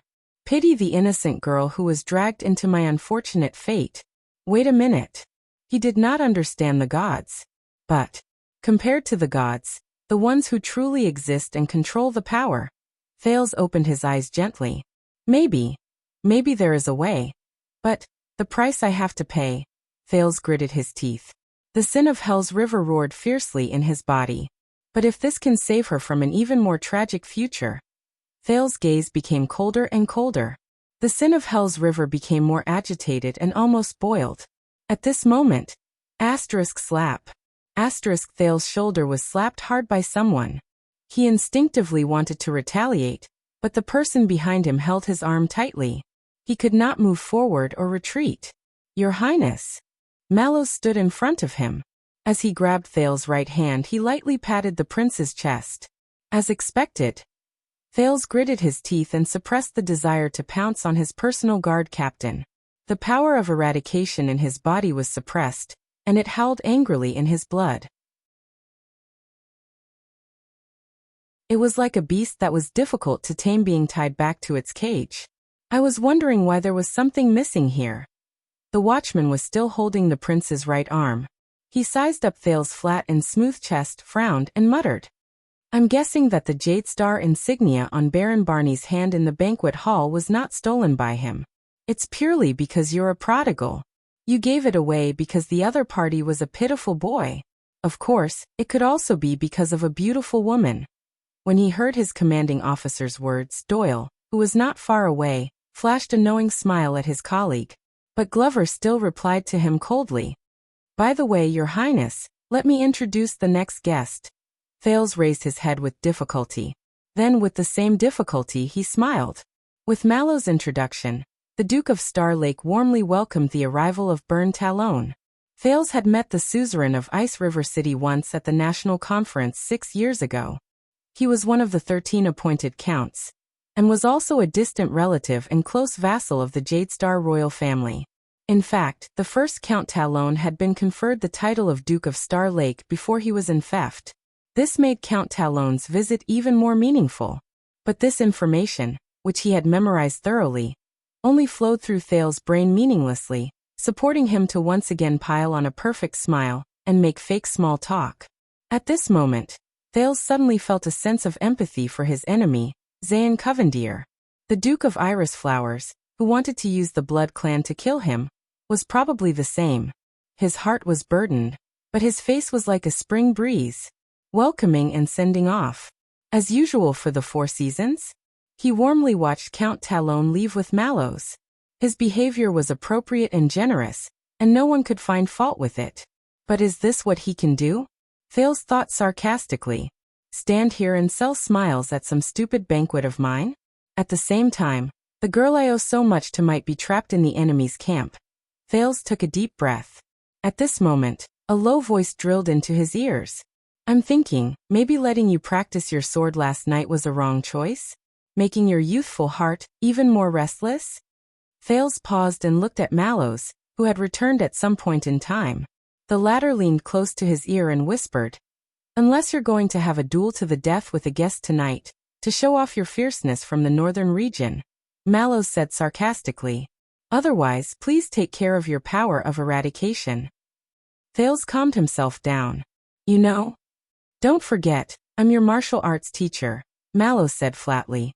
Only then did he turn around as if nothing had happened, shielded Thales behind him, and reprimanded Doyle, who was making faces at Glover. Thales adjusted his breathing, but he had an epiphany. Wake up, Thales. You're still far from being able to overturn the chessboard. Meet the enemy. Detect the enemy. Subdue the enemy. Thales silently recited the 3 principles of facing the enemy and thought about it carefully. The sin of Hell's river seemed to be in sync with its master's state. At this moment, it flowed slowly, dark and sluggish, without the madness and violence from before. Chapman Lampard. A name crossed his mind. Extet's western expedition was defeated, and even the commander-in-chief was captured. This was no longer just a problem of the 3 territories. It concerned the dignity of all of Extet. If King Chapman still wanted to keep his position, he could not turn a blind eye and pretend to be deaf and mute. He had to take back Saroma from the Alliance of Freedom in the name of the kingdom. Of course, this might come at the cost of Black Sand region reaching out to the internal affairs of the 3 cities, and expanding the royal power. Wait. Expanding the royal power. Thales' thoughts cleared up. The Alliance of Freedom was small and weak. Normally, it was impossible for them to fight against the powerful 3 cities of Dragon Clouds, Faraway Prayers, and Defense on their own and turn the tables. They might have strong reinforcements and external forces to interfere with the situation. Thales frowned. King Chapman. It's you? It's you again? Then things are not so simple. He will use the captured Saroma as a bargaining chip, and use every bit of value she has. Divide, bribe, extort, deceive, he will do anything. Weaken the city of Faraway Prayers. Intimidate Defense City. Subdue Dragon Cloud City. As for Little Rascal, be careful, Thales. When people smell your weakness. King Chapman's voice vaguely rang in his ears. Thales clenched his fists again. What should I do? 1,000 miles away. How should I face Chapman Lampard? What should I do? Thales clenched his fists tighter and tighter. The sin of Hell's river seemed to have smelled its master's mood. When it realized that it was showing signs of rising again, it became restless and attempted to spread all over its master's body again. But in the next moment, a new guest interrupted Thales' recollection. The newcomer strode forward, his cloak fluttering slightly. His left eye was covered by a scar, and his remaining eye was cold and fierce. Thales' breathing paused for a moment. It's him. 6 years ago. Old friend. The moment this noble appeared, the originally noisy courtyard of Mindy's hall quieted down, as if a conductor had waved his baton and put a stop to the music. Even Doyle was no longer smiling cheekily. The guests who saw him fell silent. Those who recognized him went forward in 2s and 3s to greet him after being prompted by each other. The nobleman in his prime was not enthusiastic either. He casually and arrogantly responded to the greetings of the lower-ranking nobleman. The nobleman in his prime walked into the hall and handed his cloak to an attendant. He took a pen and paper, drew a line on the guest list, and looked around Mindy's hall. Rudolph told me before that this is a good place, and it's worth visiting often. The nobleman in his prime snorted softly and said coldly, Now? I still prefer the land of cliffs. In the next second, the one-eyed guest stopped looking at Thales. Under Mallow's signal, Thales walked forward slowly and smiled. Honorable Duke Nanchester, welcome. But the other party cut him off directly. Why are you so thin and weak? You didn't grow much? Thales' expression froze. Koster Nanchester, guardian duke of the land of cliffs, owner of the great antler deer, nicknamed One-Eyed Dragon, frowned as he sized him up. Did the Northland barbarians mistreat you for the past 6 years? As the Duke of Star Lake, Thales was silent for a while. He could only continue to give him a decent smile. Koster snorted coldly. Then you better return the favor, and live up to the stars. With that, the One-Eyed Dragon pushed the attendant away and walked forward without even looking at the prince. No. Thales frowned slightly, but he felt relieved. At least he still had something he could do. Sir Koster, do you know Levi Trentida? Koster's footsteps stopped. Thales gestured to Mallows and the other two to stand down. He caught up to the One-Eyed Dragon and stood opposite him. He's the son of the Archduke of Reformation Tower. He's also here for the banquet today. Koster narrowed his single eye and carefully sized Thales up. Trentida. The Duke of the Land of Cliffs snorted disdainfully. Some shameless Northland bastard has many sons and many bastards. God knows which one of his sons it is. God knows if it's his. Listening to the other party's emotional confirmation of Trentida, Thales was deep in thought. Reformation Tower was adjacent to the Northern Territory and was related to the border between the two countries. But it actually had more mountainous territory, bordering the Land of Cliffs region of the Nanchester family. They both lived and developed in the Sighing Mountains, and were in confrontation with each other. Two cowards, separated by a great canyon, nested on two peaks, cursing at each other from a distance. Come over if you have the guts. Nicholas, who was picking his nose in disdain while listening to the two children's Northland history lesson in boredom. Thales took a step closer, forcing himself not to look at Koster's scarred left eye. He said softly, Levi, I need help. I want to buy some food to bring home. Food. The One-Eyed Dragon moved slightly. Food. Thales had no time to lament the other party's reaction. He nodded. The autumn harvest is over and winter is coming. Thales looked at the One-Eyed Dragon, and their eyes met. For the first time in 6 years, Koster turned around and looked straight at Thales. Thoughts swirled in his eyes.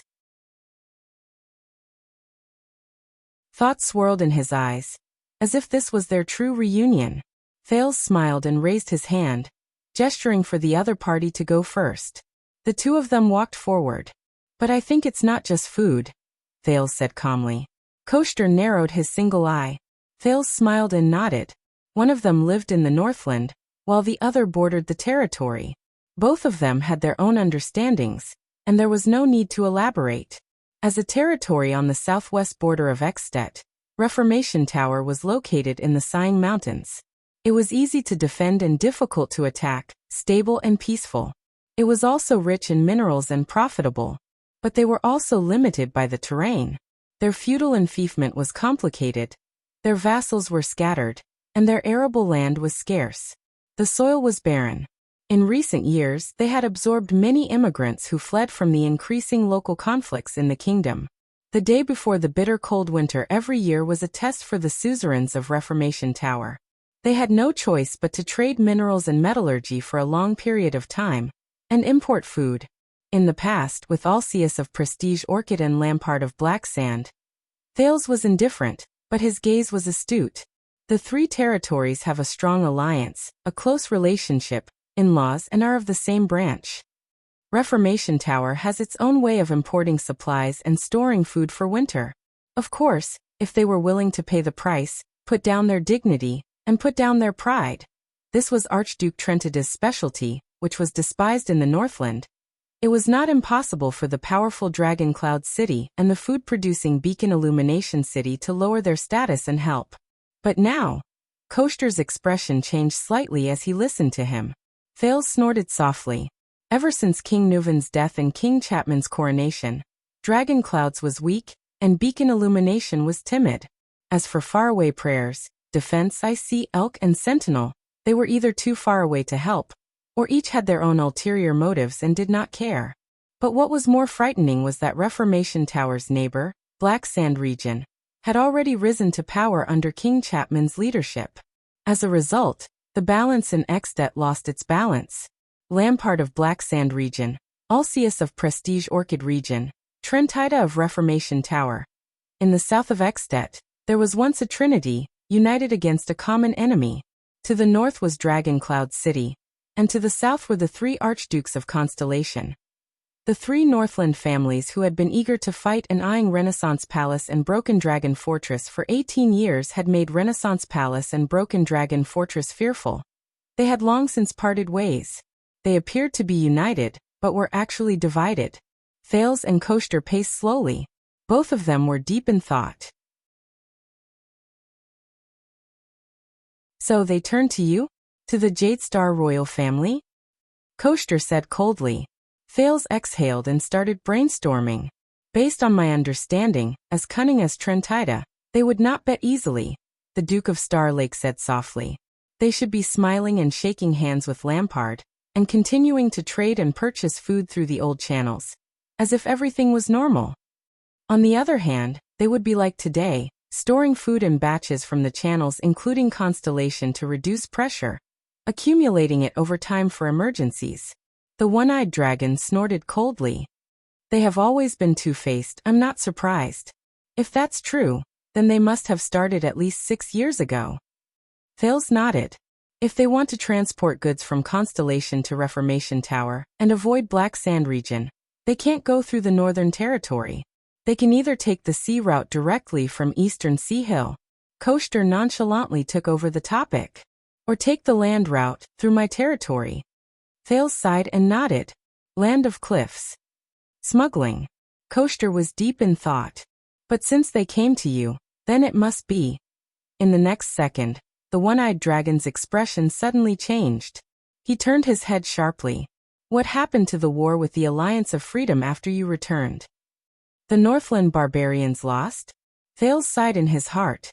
This guy's reaction is really fast. Even he himself had to interrogate Gilbert to obtain some scattered news about Northland from the Department of Foreign Affairs and the Secret Intelligence Department. No, the Northland barbarians can't lose, Koster immediately reacted, his expression solemn. Though, Lampard must have won? Thales' heart sank. He stopped in his tracks and cleared his throat. Let me put it this way, the outcome is still unknown. But King Chapman has a huge advantage. This news made Koster mull over it for a long time. You mean you want me to be kind and let go of Reformation Tower's goods to increase their confidence to fight against the King of Black Sand? To weaken Constellation's great enemy in the future? Thales stared at the other party's single eye and was silent for a long time. It was this Duke in front of him who went on a rampage 6 years ago, and led the charge to force the abdication of the throne during the National Conference. It was also this Duke who spoke arrogantly with anger 6 years ago, and planted the seed of doubt in Thales' heart. What exactly does he want? No, I'm just reminding you. Thales said calmly. This is an opportunity, and also a bargaining chip. The one-eyed dragon's expression changed slightly. If Reformation Tower really has such a plan, then you can set up a roadblock to seize them, threaten and blackmail them, or even send someone to rob and kill them halfway. The scene of Trentida speaking up for him in the Hall of Heroes and facilitating the king's selection was still vivid in his mind. But Thales just shook his head and waved away the sincere apology to the Archduke with the bowl cut. Since there's profit to be made, why not? At this moment, the way Koster looked at him became interesting, a little more lively, and no longer so cold and indifferent that strangers could not get close to. But Thales changed the topic. But you can also let them go all the way, and even take the initiative to reinforce them, making them more and more dependent on the benefits of your supply line. For the past few decades, this is how King Nuvan dealt with Elefure City. Thales said coldly. The playfulness in Koster's eyes gradually disappeared, and was replaced by seriousness. First clear the roadblocks, re-establish the trade route, and generously transport and provide strong support. Thales gently reached out and slowly closed his hand in the air. Wait until they get used to being intoxicated and deeply dependent. Then slowly withdraw and gently strangle their necks. He suddenly clenched his fist. Just like that, Elifure City is in a dilemma, at the mercy of others, suppressed by Dragon Cloud City, and unable to fight back. Koshter frowned fiercely. Thales put down his palm and looked up with a smile. Advance or retreat, attack or defend, it's all up to you. The Duke of Star Lake happily bowed. Happy holy pursuit, Sir Koshter. At least, this was what he could do at the moment. Thales thought sadly in his heart. But just as he turned around, the one-eyed dragon spoke softly behind him. So, the Born King. Koshter paused and narrowed his single eye. You've learned a lot from him? The Born King. Thales' heart tightened for no reason. It was as if he had returned to that night, watching King Nuvan calmly stretch out his hand and reveal the ring of triumph. No. For some reason, Thales subconsciously denied it. He was resolute. I've known him for less than a day. What learning? Koshter leisurely walked to him and stared at him for a long time. Only then did he speak faintly. Why? Although the other party's reference was unclear, Thales knew what he wanted to ask. Thales looked up, still smiling. As a thank you gift. Thank you for being honest with me 6 years ago. The Duke thanked him with more or less sincerity. Indeed, in these 6 years I've seen a lot, and I've grown a lot. Honest. Koshter continued to stare at him deeply, not saying a word. It was as if Thales was a boulder, and he wanted to carefully carve it with his gaze. 6 years ago, what happened in the north changed everything, right? Changed everything? Thales' mind darkened. Yes. The Born King is no longer here. Nuvan VII. As the years passed, the influence became more apparent. Thales became more emotional. That morning, Extet lost, not just a king. Recalling the voice and smile of that unparalleled overlord, the teenager said absent-mindedly, and on the vast continent, 10 bloodthirsty beasts that were once firmly tied to him, obedient and suppressing their instincts, are fighting to come out of the cage, hungry and picky. Fight to the death. From the old crow's point of view, might even bring harm to his neighbors. Endless harm. Koshter stared at him closely. No. Didn't you see? 6 years ago, this wasn't the only incident that affected the Western Peninsula. Thales snapped out of his daze and was puzzled. What?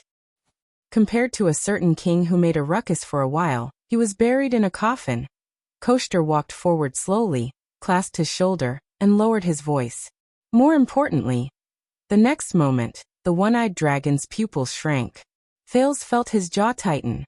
Koshter's left hand gently pinched Thales' lower jaw and lifted the prince's face before his eyes. Not far away, Doyle and Glover were both shocked. They were about to step forward to stop him, but were held back by Mallows.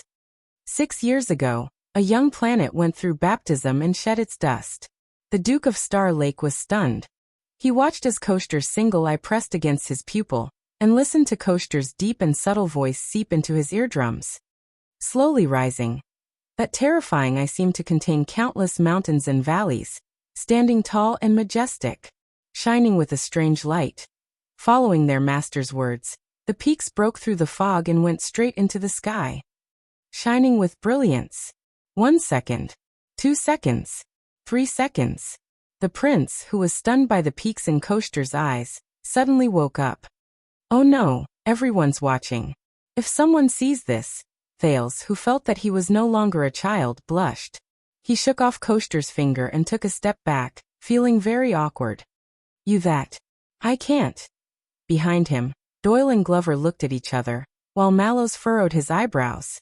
But the Duke of Land of Cliffs did not give up. He moved forward steadily, looking rather aggressive. Young Star, return to your position. Koshter's expression was calm, but his words were ancient. Updated daily. Until the one-eyed dragon's tone changed, like a sudden change of water flow, turbulent and thrilling. When will you reach the center of the sky and shine in the galaxy? When will you reach the center of the sky and shine in the galaxy? The Duke of Star Lake's heart skipped a beat. Thales steadied his footsteps and calmed his sudden panic. Your attainments in the ancient empire's grammar are profound. The prince took a deep breath and managed to adjust his mood, avoiding the other party's implied topic. Unfortunately, grammar is not my forte. Koster stood still, ignoring the surprised gazes of others, and locked his single eye on Thales. A few seconds later, he smiled darkly. Pardonable. The Duke of Land of Cliffs let out a disconcerting sneer. If the king is well versed in both the pen and the sword, regardless of whether it is important or trivial, he is all-round and proficient in everything. Then what is the use of us vassals? Thales tried hard not to interpret this sentence as having a deeper meaning, and answered hastily in embarrassment. So we each perform our duties and serve Constellation together? Koster narrowed his eyes. So you agree? Our proposal? Thales' heart tightened again. I don't know what you're talking about. The Duke put on a straight face and glanced at the people around him.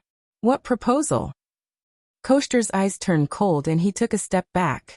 But then he looked around Mindy's hall and felt something. The corners of his mouth curled up. Of course, of course. Koster first chuckled softly, then he raised his voice and sneered, showing his arrogance. No proposal. No. Thales felt slightly uneasy and anxious. A second later, the Duke of Nanchester, who had laughed enough, lowered his head. His single eye was deep and penetrating. Only a long journey. The sea is boundless. He spoke coldly with a threatening gaze, but his tone was filled with a strange satisfaction. And you have no choice but to leave. Forced to set sail. The moment he finished speaking, the master of the Land of Cliffs, Nanchester of the Great Antlered Deer, the one-eyed dragon Koster, turned around and left gracefully. He rudely pushed away the two attendants who were leading the way respectfully. Looking down on everyone else, he sneered as he left. Thales stood rooted to the ground in a daze, his clothes a little messy. It attracted the attention of countless people. They looked at each other. There were countless guesses. After a while, Doyle, who had been following Thales from a distance, carefully looked at the pondering Thales as he tidied up his clothes. About that, a zombie. He poked Glover, who was equally suspicious, and whispered, "Don't worry." The moment he arrived, he asked His Highness if he had lost weight and was abused, and then in the end, he even recited a poem to His Highness. I think I vaguely heard something like, "You agreed?" Or something like forced. Glover glanced at Doyle.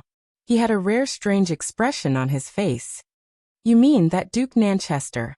Doyle found it hard to believe and his face was full of suspicion. His preference shouldn't be. Doyle glanced at Thales worriedly, then looked at the banquet hall where Koster's back disappeared. Pretty boy. Stealing fragrance.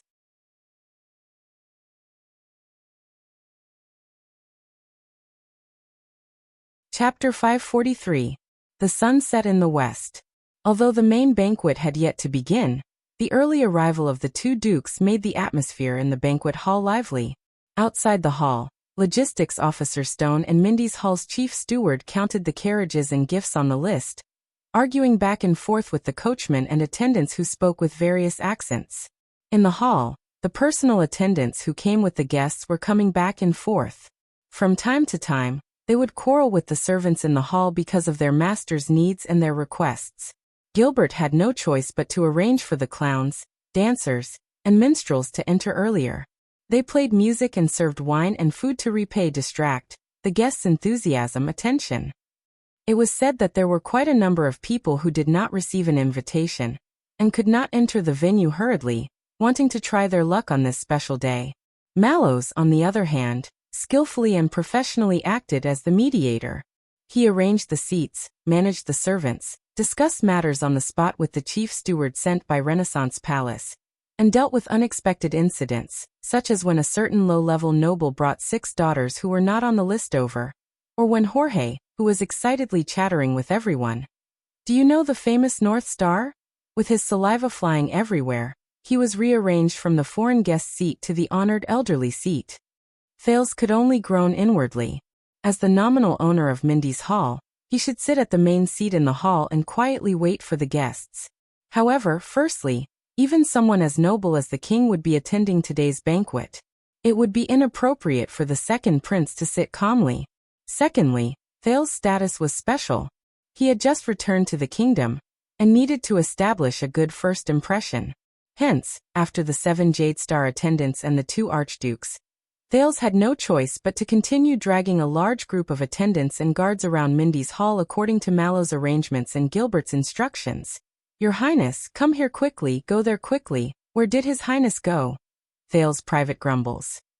He welcomed the designated important guests, placated the guests who were dissatisfied with their seats, and responded to the greetings, whether sincere or not, along the way with definitely fake smiles and salutes, regardless of whether they were sincere or not, in order to display the royal family's demeanor and dignity, as well as the new Duke of Star Lake's warm hospitality, cordial and appropriate behavior. Your Highness, your complexion is very good. You look very healthy. Eastern Sea Hills Duke Bob Cullen, who had a head full of white hair and a pot-bellied body, greeted Thales with a radiant face as he was supported by 2 attendants. Thales coughed. Welcome, Prime Minister. I'm glad to see you in good health.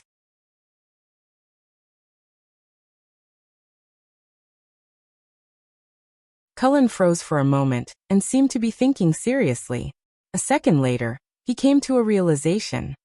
Oh, I'm really sorry, my daughters have married and had children a long time ago. Some of them are even grandmothers. The Prime Minister looked regretful. As for my granddaughters, all right, I'll go back and count them. I'll have to spend some time painting them, preferably a full-body one. I'll give you a list later. Whichever one you like, or which ones. Thales closed his eyes and sighed deeply. When he opened his eyes again, the prince rudely interrupted the Duke. Extet's coastline is actually not short, and its maritime territories are even bordering ours. That includes Elefir City. Duke Cullen stopped in his tracks. He patted his attendant's shoulder, and the latter bowed and retreated in a practiced manner. Thales felt relieved. There's hope. Whether it's Reformation Tower or the Glacier Sea, the former is limited by the Sighing Mountains, and the latter suffers from the frozen coast. Both lack good ports. Only the Gadro family of Elefir City holds the only 2 Elefir harbors, which are connected to inland traffic and have hinterland towns, enough to support long-distance fleets. Thales slowly stated his main point. They have the qualifications and ability to sail the Sea of Eradication and Constellation. Thales' eyes shifted, and his tone changed abruptly. To be precise, it's to share the huge profits of the Eastern Sea route with the 7 Eastern seaports under your command. The Duke of Eastern Sea steadily straightened his back and smiled. Your geography lessons are not bad, huh? The Duke of Star Lake took a deep breath. For a century, because of Dragon Cloud City's unprecedented strength, Elefir City has been under control everywhere. They yearn for the support of heroic Spirit Palace, but fear the majesty of the king. They have always been content with their lot in Extet, keeping a low profile and biding their time. Cullen shook his head. There are benefits to growing up in Northland? Thales frowned, playing dumb. But he had no choice. He had to make the best use of today's meeting. The prince chose to go straight to the point. But today, Archduke Gadro took the initiative to send someone to visit Eternal Star City and attend my banquet. Cullen chuckled. To propose marriage to you as a sign of friendship? Thales shook his head. Their visit, including the childish marriage proposal, is mostly to put on a show and probe. The Duke of Star Lake's eyes flashed, waiting for the right price. The Duke of Eastern Sea paused for a few seconds. When the owner of the Sun Sword and Shield spoke again, his tone was less murky and slippery, replaced by vigilance and shrewdness. Waiting for the right price. Waiting for whose right price? Thales sucked in a deep breath and chose the most appropriate words to describe himself. Your Grace, you have ruled the Eastern Sea and operated Bay of Light for nearly half a century. I believe you know the answer better than anyone. I believe you know better than anyone what Elefir City's actions mean today, and what the pros and cons are. The Duke of Star Lake looked straight at Cullen. The plump old Duke was silent, the emotions in his shrewd eyes unclear. After a long while he slowly spoke. When King Nuvan passed away, I didn't see them so anxious. But the next moment, Duke Cullen narrowed his eyes with a cunning look. So Dragon Cloud City, who has been supplying them with supplies and reselling goods, and backing up their plundering at sea. What's wrong? Thales sighed in his heart. Damn that old fox. Thales had no choice but to show him the answer expressionlessly. The Alliance of Freedom won. Lampard might also win. Duke Cullen stuck out his big belly and made an aha expression of realization. Thales observed the other party's expression and revealed what he had learned. Without the strong support of Heroic Spirit Palace, Elafir City has reverted to the original form of the Northland barbarians. No trade routes and no way to plunder. More importantly, they have no king behind them and no confidence in their hearts. Since the land route is blocked, the sea sails will surely sink. Cullen frowned deeply. Before King Nuvan passed away, Dragon Cloud City had used an appropriate and lenient method, sometimes generous, sometimes strict, and sometimes generous. They had accumulated power by granting benefits, and restricted their power by increasing their power. They had subdued the self-righteous Elafir City, which relied on the sea border's trade route, and did not dare to act rashly. The latter was also full of ambivalence towards the Walton family's rule. They coveted the king's strong support from the central government, but were worried about their independent status as a Northland port. They want to beg with their faces swollen, but they don't even bother to offer a bowl. How can there be such a good thing in the world? That goatee doesn't have the confidence, and he's unwilling to accept it, so he can only use words like King of Dragon Cloud City in his letter to mock us. Your grandfather only laughed after reading it, and then opened up more supplies for the guilty Elafir City, and resold more goods.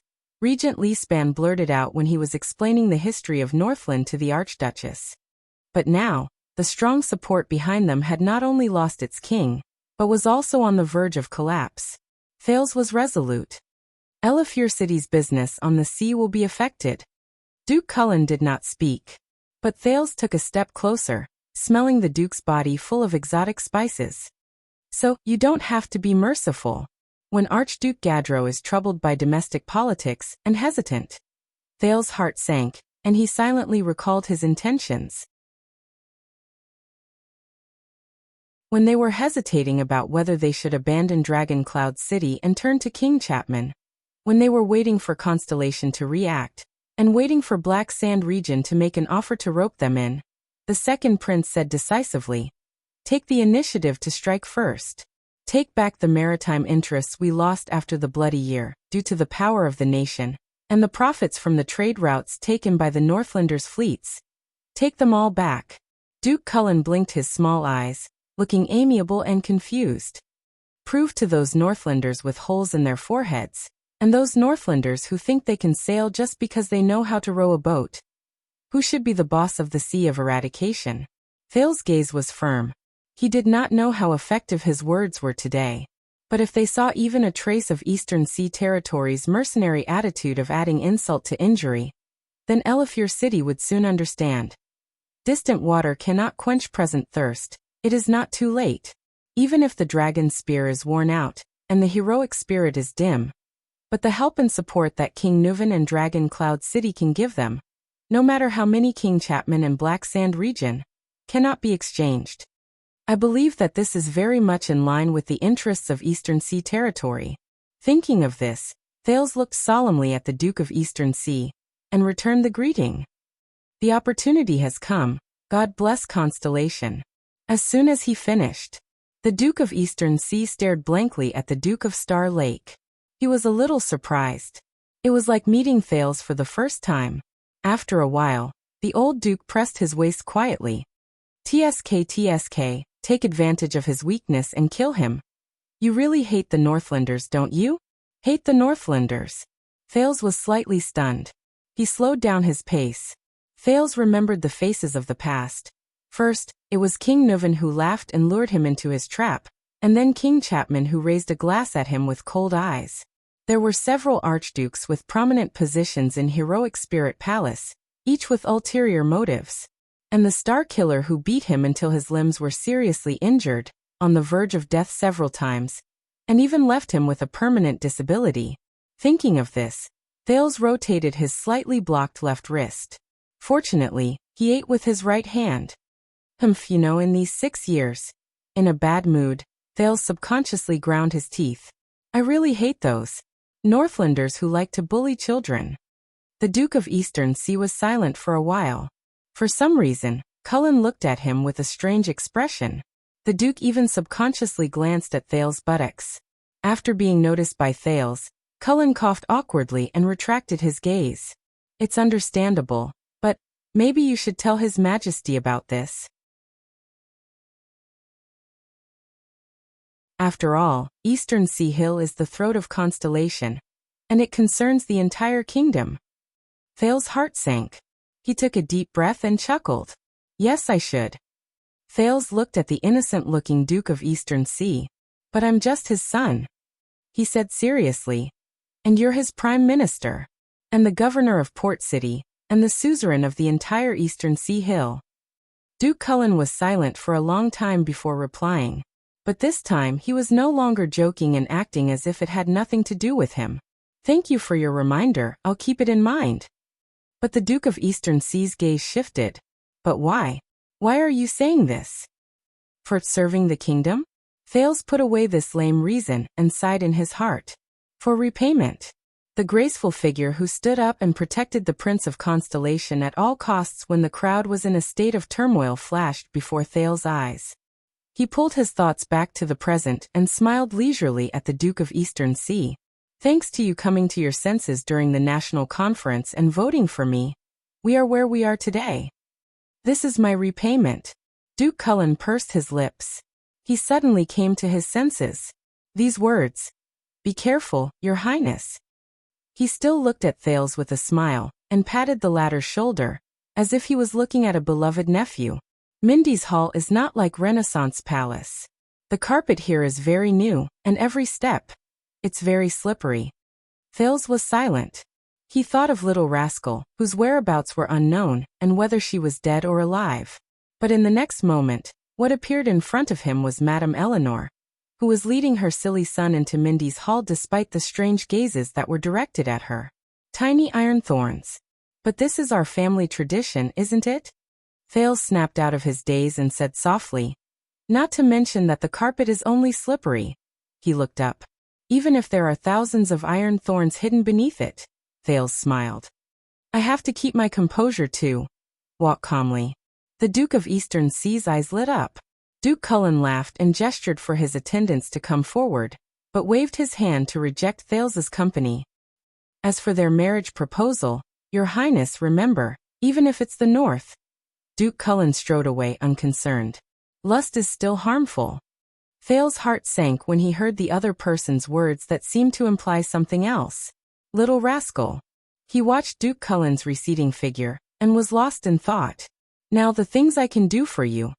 That's all I can do.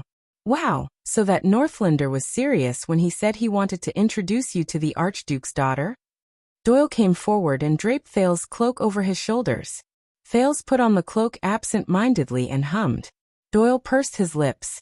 Your Highness, you know, there's a saying among the 7 Jade Star attendants. Never marry a Northlander woman. Thales walked back slowly and asked in confusion. What's wrong? Doyle shrugged.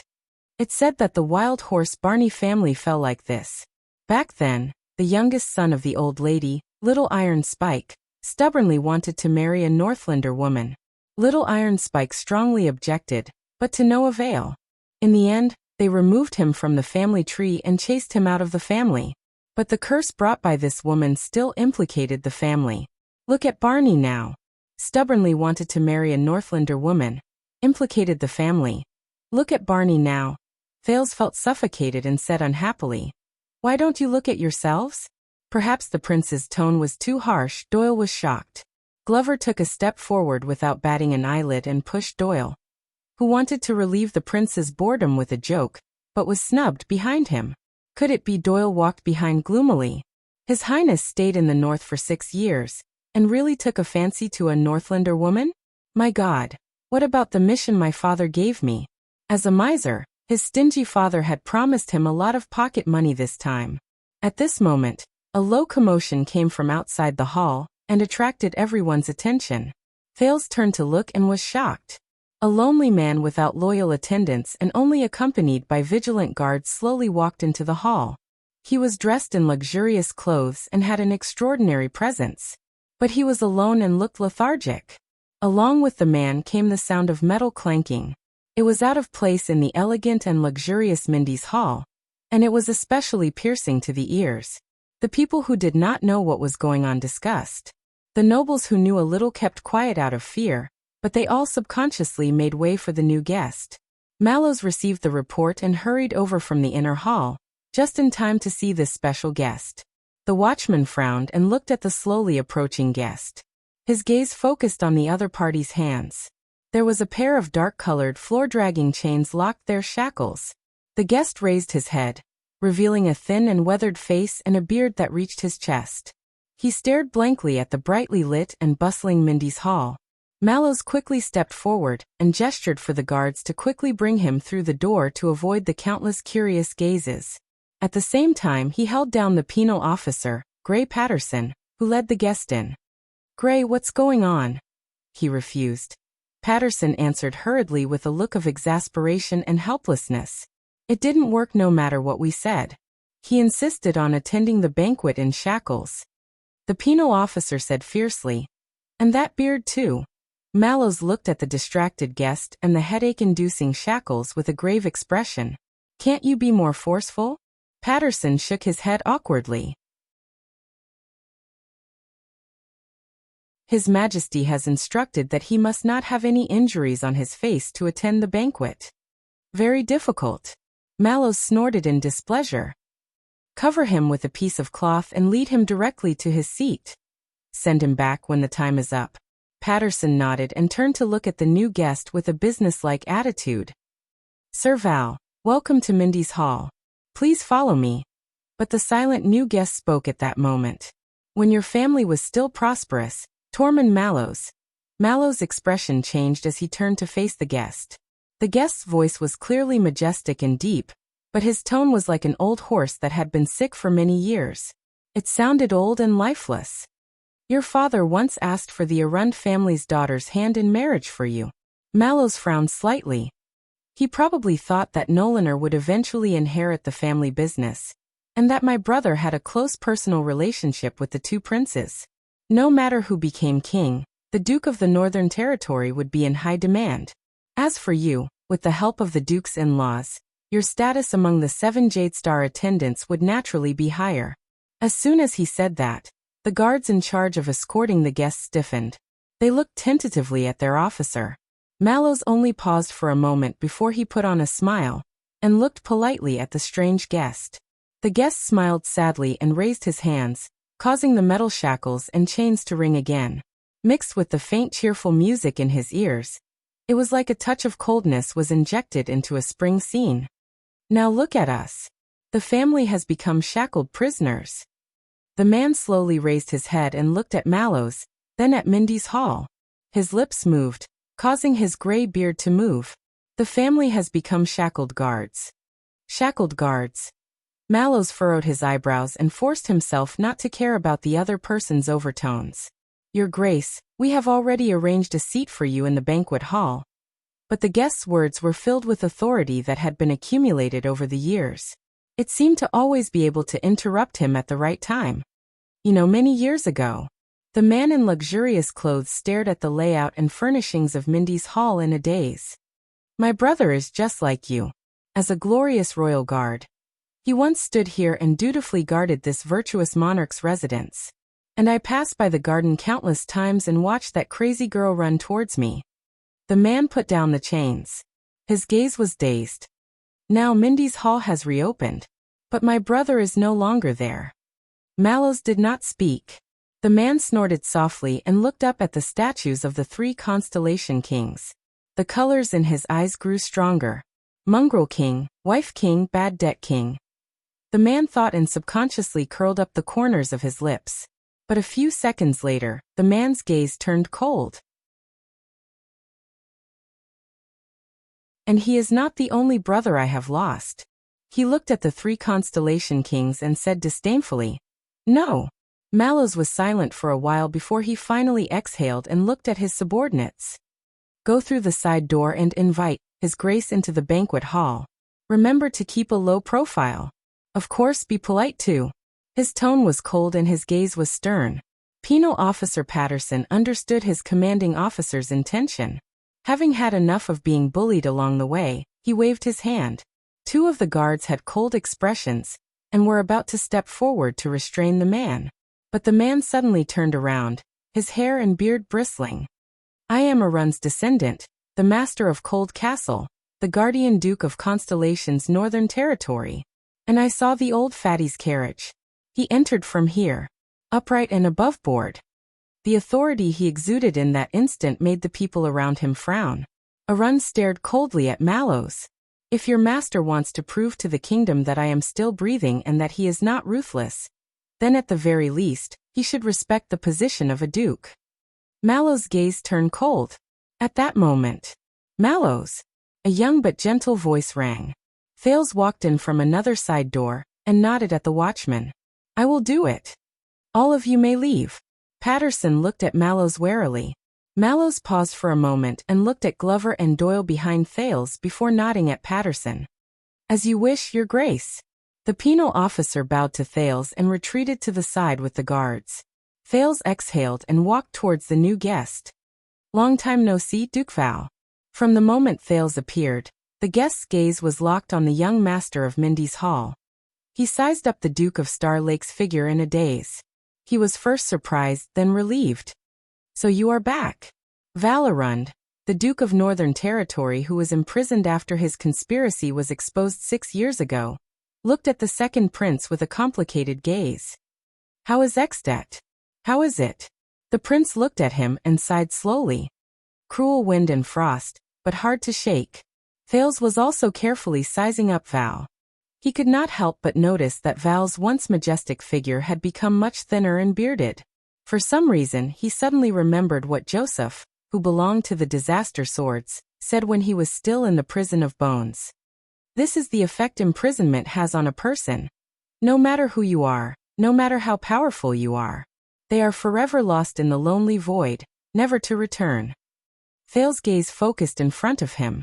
In the past, the impassioned and heroic Duke of Northern Territory was gone. Val was silent for a few seconds. "Lampard, how is he?" "Lampard." Thales' heart sank. Back then, how did Val feel when he met Chapman Lampard, who was only the Archduke of Black Sand region, and worked together? 6 years later, the two of them were in completely different situations. What was he thinking? "Cruel wind and frost," the prince said softly and answered word for word. "Hard to shake." After the strange question and answer, Val fell silent. But then he chuckled softly and stepped forward, walking towards the banquet hall with ease, like a wanderer returning home. Patterson and the guards belonging to the discipline division immediately followed. But when Val reached Thales' side, he stopped. Glover and Doyle nervously moved forward, trying to separate the Duke and the Prince, but were held down by Mallows again. "Thank you." Thales was slightly shocked. The gaunt Duke of the Northern Territory did not even look at Thales. He only whispered, "Someone told me 6 years ago, everything you did for my daughter in Extension Territory." "In Extension Territory, Miranda?" Thales recalled the Night of Dragon's Blood and the Cold Swordswoman, and his heart was filled with emotion. The imprisoned Duke turned his head expressionlessly. "But please do me another favor." Val's expression was gloomy. "Don't marry her." Thales was stunned. "If you have no choice but to marry her." Val snorted softly, like a desperate gambler who had seen through everything after losing all his chips. "And don't plant a seed in her belly." Thales blushed and immediately adjusted his expression. "Mira, she was unfortunate in her early years." Val looked at the ceiling and said desolately, "I've seen enough of blood." When Thales heard this, his expression froze. A second later, Thales sighed in his heart as he looked at the Duke of Northern Territory, who was lonely and looked like an old man. "I promise you." Val smiled. He lowered his head, and a smile appeared on his wrinkled face. "Thank you. You're different from him." "You haven't become him." "Different from him." At that moment, Thales suddenly realized something. He remembered that before they parted ways in Bladefang's camp, the former watchman of the Royal Guards, the Night of Judgment, Zachriel had said something similar to him. This made Thales, who had been welcoming people with a smile all night, realize that the thin, weathered man in front of him who did not care about anything, might be the only person who would tell him the truth in this night filled with laughter and chatter. Perhaps. Thales answered with a forced smile, hoping that his words could give some comfort to the man who had no hope in life. But Val shook his head.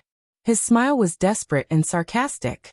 Just like in the past, he also thought that he was different from the master of this place. Thales' expression changed. What do you mean? Val did not answer him. He just turned his head. He looked at the noise and liveliness outside the hall. He looked at the bustling Mindy's hall, where people came and went. It was as crowded as a marketplace. Do you see it?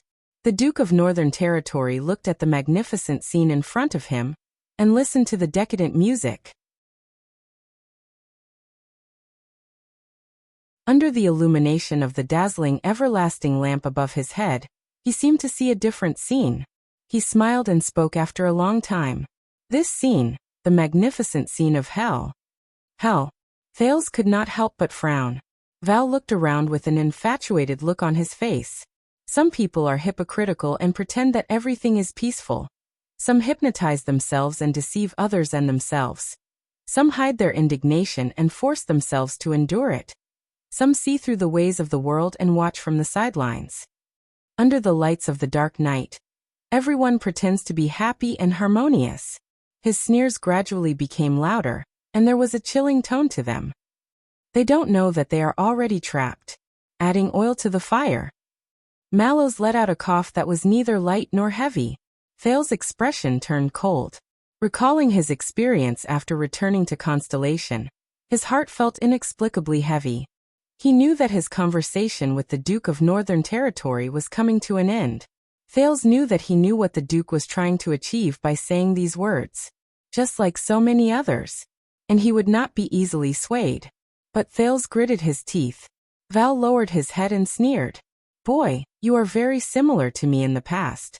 Thales' heart skipped a beat. Similar? For example? For example. Val continued his words. His gaze was misty. For example, it seems that you have a deep relationship, have the same interests and share honor and disgrace. It is the right time. In this life, you will never be enemies. At the right time. Thales could not help but think of what Viscount Patterson had said to him before. The kingdom is young, it is the right time. But only you know. Val's words became profound. Like a traveler looking for his way in the fog, he could not see the future, and there was only emptiness. In front of you is a precipice. Behind you is a bottomless abyss. At this moment, a considerable commotion and noise came from outside the hall again. Everyone in the hall moved. Having expected it, they knew that they had to get ready to welcome the next important person. However, this time, the sound of uniform footsteps, stern orders, mixed with excited noises, all came at the same time, and it was impossible to distinguish them clearly. Mallows was slightly puzzled, and then his expression changed. Until a dignified and imposing order that could not be disobeyed came from afar like an oracle from heaven, and penetrated the wall. In the name of the Supreme King of Constellation, Kessel Jadestar. Thales' thoughts went blank. The expressions of the people present all changed. Many muffled sounds came from outside the hall. And in the name of the Supreme Queen, Kia Jadestar. The herald's voice echoed throughout the hall. Whether it was the cheerful music in the banquet hall, the heated debate among the attendants in the corridor, or even the distant neighing of horses, all of them quieted down at this moment. Everything was silent, and only the flickering lights could be heard. My subjects, the right to breathe was completely relinquished to that majestic voice. Your Majesty the King and Queen. Salute. The messenger's voice came to an end, but it echoed endlessly. It could not be dispelled. The next moment, Mallows, Patterson, Glover, Doyle, whether it was the royal guards, attendants, servants, nobles, bureaucrats, or ordinary civilians, everyone subconsciously adjusted their posture and held their breaths. Everyone retreated to the side and made way. They solemnly and respectfully turned to look out of the hall. They knelt on one knee, pressed their hands to their chests, hung their heads, as if it was a natural instinct. Unshakable. Used to it. Only Thales stood blankly under the everlasting lamp. Under the gaze of the three kings of constellation, he looked out into the deep darkness outside the hall. And you have no way out. Unknowingly, Duke Val's cold voice and the sound of shackles came from behind him at the same time, and drilled into his heart. You can only make the leap. Do your best. The Herald's order and the Duke of Northern Territory's voice lingered at the same time, intertwining endlessly. Thales, whose mind was in a mess, took a deep breath. A few seconds later he took a step back with difficulty. He knelt on one knee.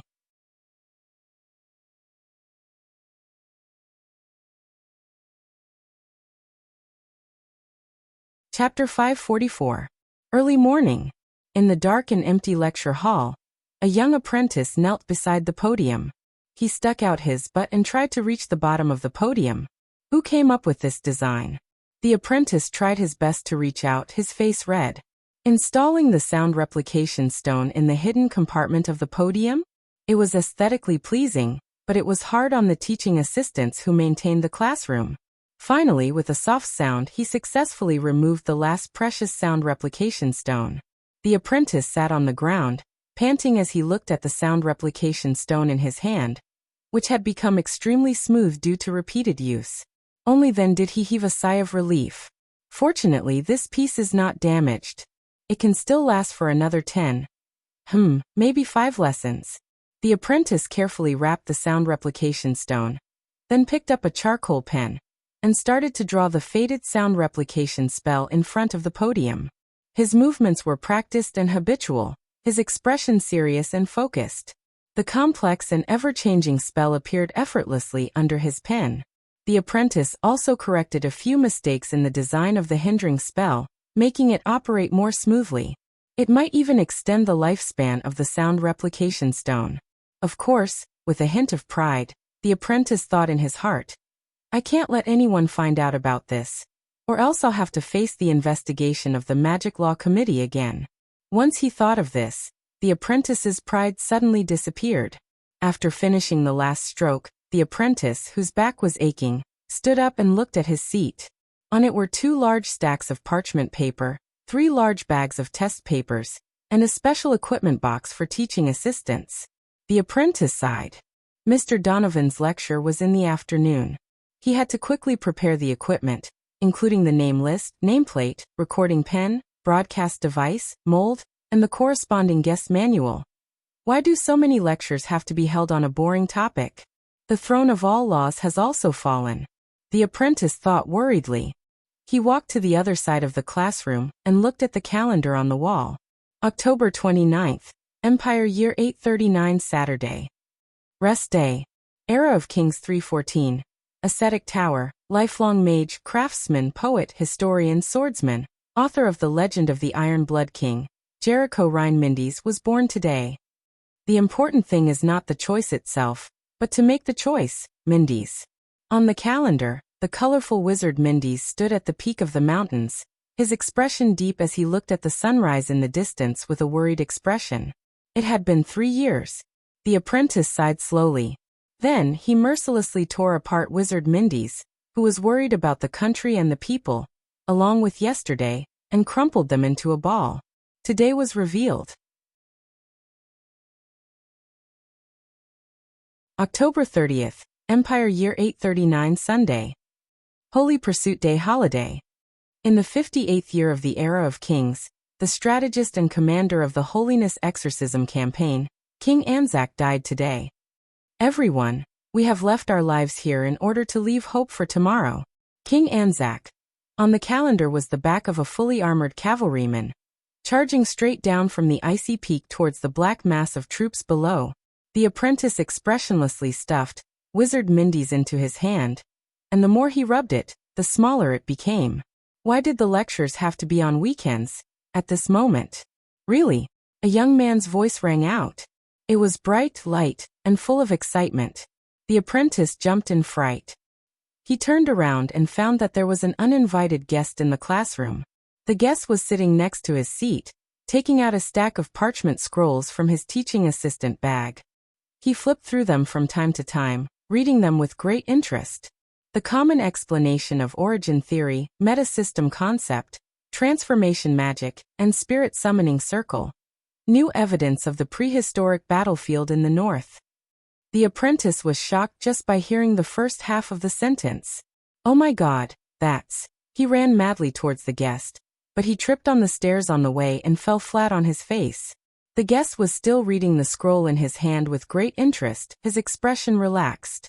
The young apprentice ignored the pain in his palm and quickly got up. He clenched his teeth and rushed towards the guest. That's mine. Only then did the guest raise his head and smiled at him. He had long hair that went past his ears, fair skin, and was very handsome. His sitting posture was elegant, but his bearing was extraordinary. A handsome man. Like a man in a painting.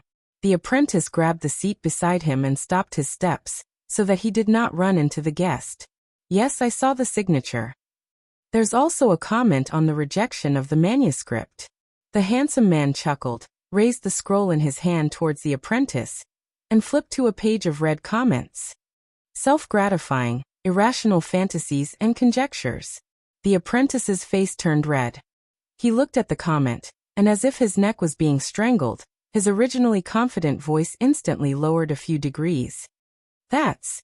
The apprentice hesitated for a while, but finally said stubbornly, "It's none of your business." The handsome man smiled gently. The apprentice noticed that the other party's attire was not the usual color scheme of the tower. On the contrary, his mage robe was flamboyant in color, fashionable in design, and made of expensive materials. In the morning light, there seemed to be star-like reflections. Strange. Who was he? So you're that person? The guest continued to flip the scroll in his hand. The magic charlatan of Redhorn Tower? The apprentice was stunned. Because of the unique architectural style of the main tower, Soul Tower was also jokingly called Redhorn Tower by the apprentices of other magic towers. But they never mentioned this nickname themselves. That meant, however, when the apprentice came back to his senses, he was quickly attracted by another nickname. Magic charlatan? What kind of nickname was that? The handsome man nodded. So you really believe it? The guest lifted his gaze from the scroll and nodded gently at the apprentice, like a spring breeze. In the Holiness Exorcism campaign more than 1,000 years ago, King Anzac opened the gates of hell and defeated the ancient orcs with the power of a mysterious devil. The apprentice blinked. He stared at the manuscript in the other party's hand that belonged to him, and understood something. Magic charlatan, all right. The apprentice sighed and raised an index finger, as if he was used to this scene 1,000 times. Listen, I'm not a magic charlatan, and I never said that the ancient orcs were defeated by a devil. But the guest immediately interrupted him. But that's what the reviewer wrote for your thesis. The other party flipped to a page in the scroll, and showed it to the apprentice. There was a paragraph circled in red on it, and the comment on the side said, "If you like devils so much, I suggest you continue your training at the gates of hell." The apprentice's breathing stopped, and then his face turned red. As if he was insulted, he spoke in a hurried voice. This is taking my words out of context." The guest looked at him with a smile, and did not say a word. This made the apprentice even more indignant. He dodged his own thesis, flipped through it skillfully and habitually, and randomly pulled out a wrinkled page. Look. Exasperatedly, he pointed to one of the sketches, covered with notes, which appeared to be a human skeleton. The latest evidence of an ancient battlefield excavated under a ruined castle. More than 1,000 bodies of ancient human warriors, with distinct characteristics of the early period of the Age of Kings. Most of the samples suffered countless blows and injuries in multiple parts. The guest leaned closer and looked at it with great interest. The apprentice spoke faster and faster. Both the extent and the number far exceeded our imagination. Some bodies even had their skulls shattered when their hearts were pierced. I guess, the handsome man smiled slightly, his long hair fluttering. This means that the ancient knights of the Age of Kings fought bravely? Fought to the death with the orcs without retreating? Suffered great injuries? No. The apprentice was resolute, trying hard to shake the scroll in his hand. This means that they suffered more than one fatal injury when they were alive. More than one. He tried hard to repeat the main points. Perhaps, the superpowers of the ancients were stronger? The handsome man's tone was still teasing. Just like how the physiques of the ancient orcs far exceeded that of the modern orcs? The apprentice felt insulted. No. He raised his voice, gritted his teeth, raised his finger out of habit, and repeated tirelessly. No human can withstand even one fatal blow like that. No. No matter how tenacious their will is. No way. No matter how powerful their superpowers are, there's no way, no way. Every time he emphasized it, the handsome man would nod with a radiant smile on his face. He seemed to understand. Then, the apprentice took a deep breath and turned to the next page. Then, I personally dug out a few corpses from the ground and thawed them from their frozen state. I swear, the flesh and blood of those things were still alive. If it wasn't for my quick reflexes, I have listed the specific data of the more than 1,000 corpses that our research team dug out here. But the apprentice's words came to an abrupt halt. In the paper, the parts he pointed to were circled in red, and the original contents could not be seen clearly. There were replies written in different handwriting. The statistical method is too crude. Has the selective bias been dealt with? Suggested to choose new samples. The test is unconvincing. Correlation does not equal causation, and so on. The most glaring sentence was your mathematics taught by a swordsmanship teacher? The handsome man seemed to be unable to restrain his laughter. The apprentice blushed and stuffed the paper into his bag. All in all, it's no longer something that can be explained by the edge-sharpening school, forging magic, and material affinity of the alchemy tower, or the light and shadow flute and soul theory of the soul tower, not to mention the transcendent power where the will affects the body. He was still trying hard to explain. I'm guessing that even the most insane ascetic tower cannot find such a thing. The guest nodded and encouraged him to continue. So, the apprentice adjusted his breathing, and his eyes lit up. In the known historical materials, although there are not many, there are indeed a few records that mention something similar. It ignores the basic laws and completely changes the form of life from the inside out. Ignores the basic laws from the inside out. You mean, the guest pondered and said faintly, the records of religious exorcism in the Bright God Church? The apprentice's words came to a halt. The handsome man chuckled. So it's back to demons again. The apprentice cleared his throat. No, not all of them, and it doesn't necessarily have to be the Bright God. But he tried hard to explain, but in the end he gave up. His voice became gloomy. Yes, most of them. At least that's potential circumstantial evidence that we can refer to for now. The apprentice looked dispirited. He nudged the bag containing the paper with his elbow.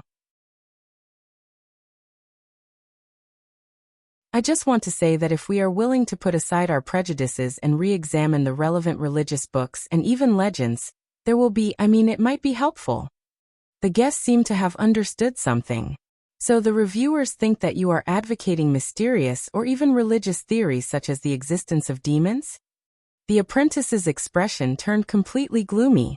They even asked me with a fake smile if I went to the gates of hell to listen to the sermon again. The apprentice looked at the crumpled paper in the bag gloomily. God have mercy on me. I've only been to the gates of hell once, okay? And I was tricked into going in. That big sister who preached looked so intellectual, so mature, so beautiful. But I actually liked her. The apprentice shook his head and chased away the unpleasant memories. After he smelled the blood used for the sacrifice, he immediately thought of a way to escape. Okay, I understand your topic. The guest suddenly spoke. The apprentice looked up. What? The handsome man touched his chin. A rare transformation spell that works on the level of the origin. Using the contemporary metasystem hypothesis to explain those ancient spirit summoning circles that have been despised for a long time. The guest skillfully used the terminology in his paper. You are trying to establish an argument that can be accepted by the mages, from the perspective of modern magic, to explain the unspeakable mysterious phenomenon. The handsome man looked up. To make it easier to pass the manuscript? To apply for funding for the next step of research?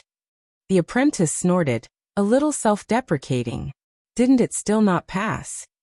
Moreover, the archaeological excavation is over. There's no hope.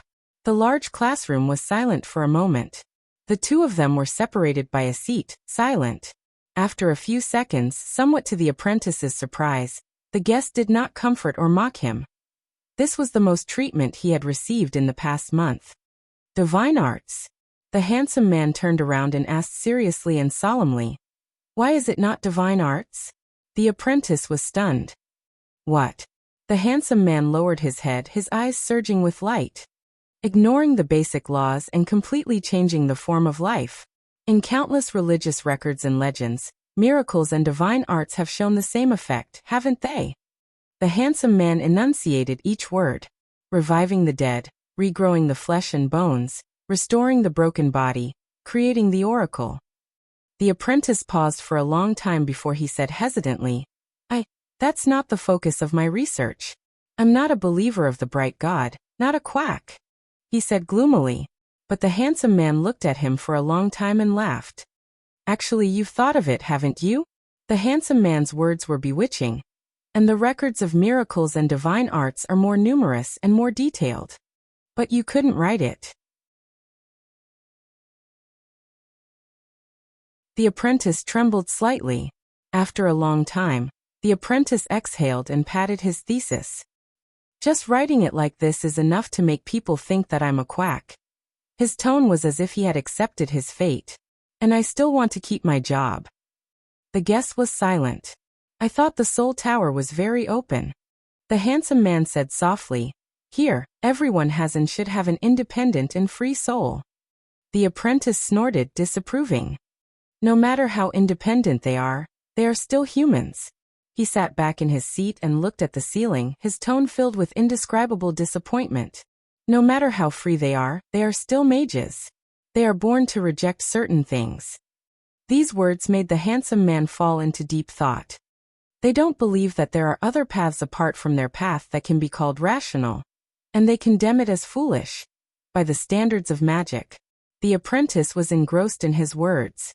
They believe that even if it can be doubted, even if it can be falsified, even if it can be overturned in the end, they must and can only do it in their own way.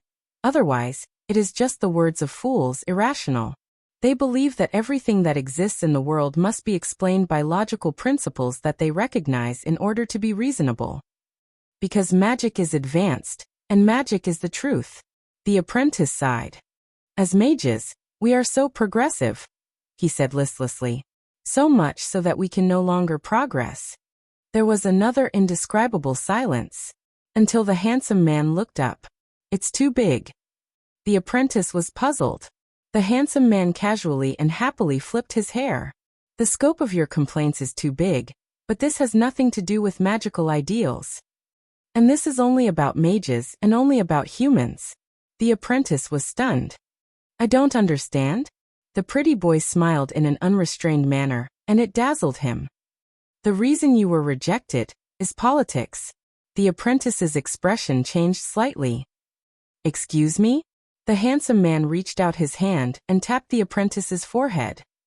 "To be precise, it is about the right to speak in magic research, leadership, vested interests, and the personnel structure of the magic tower, politics." The apprentice stared at him blankly. What do you mean?" The handsome man pulled out the stack of parchments from between them. "Especially this argument of we should put down our pride and re-examine religious legends. The reason they rejected such arguments is because of recent events." The apprentice rolled his eyes. "Recently?" The handsome man flipped through his paper and smiled mysteriously. 3 months ago, the seat of all laws was defeated in the Northern Diocese's truth debate." The apprentice's expression changed. He knew that the seat of all laws represented the Soul Tower, and did not fare well in the debate, and because of this he was criticized by his fellow apprentices from the seat of power. However, wasn't it normal for debates to have winners and losers? What did it have to do with his paper? The handsome man continued. "Unfortunately, the Duke of the Northern Territory and the governor of the province were among the spectators. The influence was deep, and the consequences were not small." The handsome man narrowed his eyes and smiled. With the approval of the Arun family and the strong recommendation of the Bright God Church, The young bishop of the northern diocese was able to return south to the city of Triumph, and went straight to the supreme palace to preach to the nobles of the imperial capital, including the royal family. It is said that he even hit it off with His Majesty and had a pleasant conversation. This has become a popular story that has spread throughout the 23 provinces of the empire. There are even rumors that His Majesty intends to make this young but knowledgeable bishop of the Northern Territories the Prime Minister of the empire, in order to replace Count Renato, who has been criticized for failing to suppress the rebellion. A series of inexplicable nouns and events hit the apprentice's brain full of corpses and bones.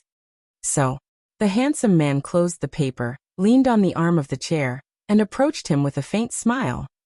So now not only the Red Horn Tower, but the higher-ups of the 3 towers urgently need to regroup, save face, strengthen confidence, and let people believe again that magic is the truth of the world, and that mages are the right path for humans. Smack. The handsome man waved the paper, and gently slapped the ignorant apprentice's forehead. And at this time of all things you submitted such a paper. You said, hey, maybe the stories written by those quacks make some sense, and you even wanted to apply for funding and set up a research group. The apprentice understood something. He took the wrinkled paper from his head, and looked at the guest dumbly. If they let you pass, the handsome man snorted. Then, at such a time when people are anxious and morale is low, what about the authority of magic in the hearts of the majority of students? What about the authority of the court mages in the various families of the empire? What if the nobles no longer believe in reason, and instead resort to mysticism? What about this entire research system, proof methods, and principles that we have spent thousands of years to obtain? What about their guiding position in the magic system? The apprentice hugged the paper tightly to his chest and blinked in confusion. What? Most importantly, the handsome man chuckled, stretched his hand forward, and tapped the apprentice's forehead.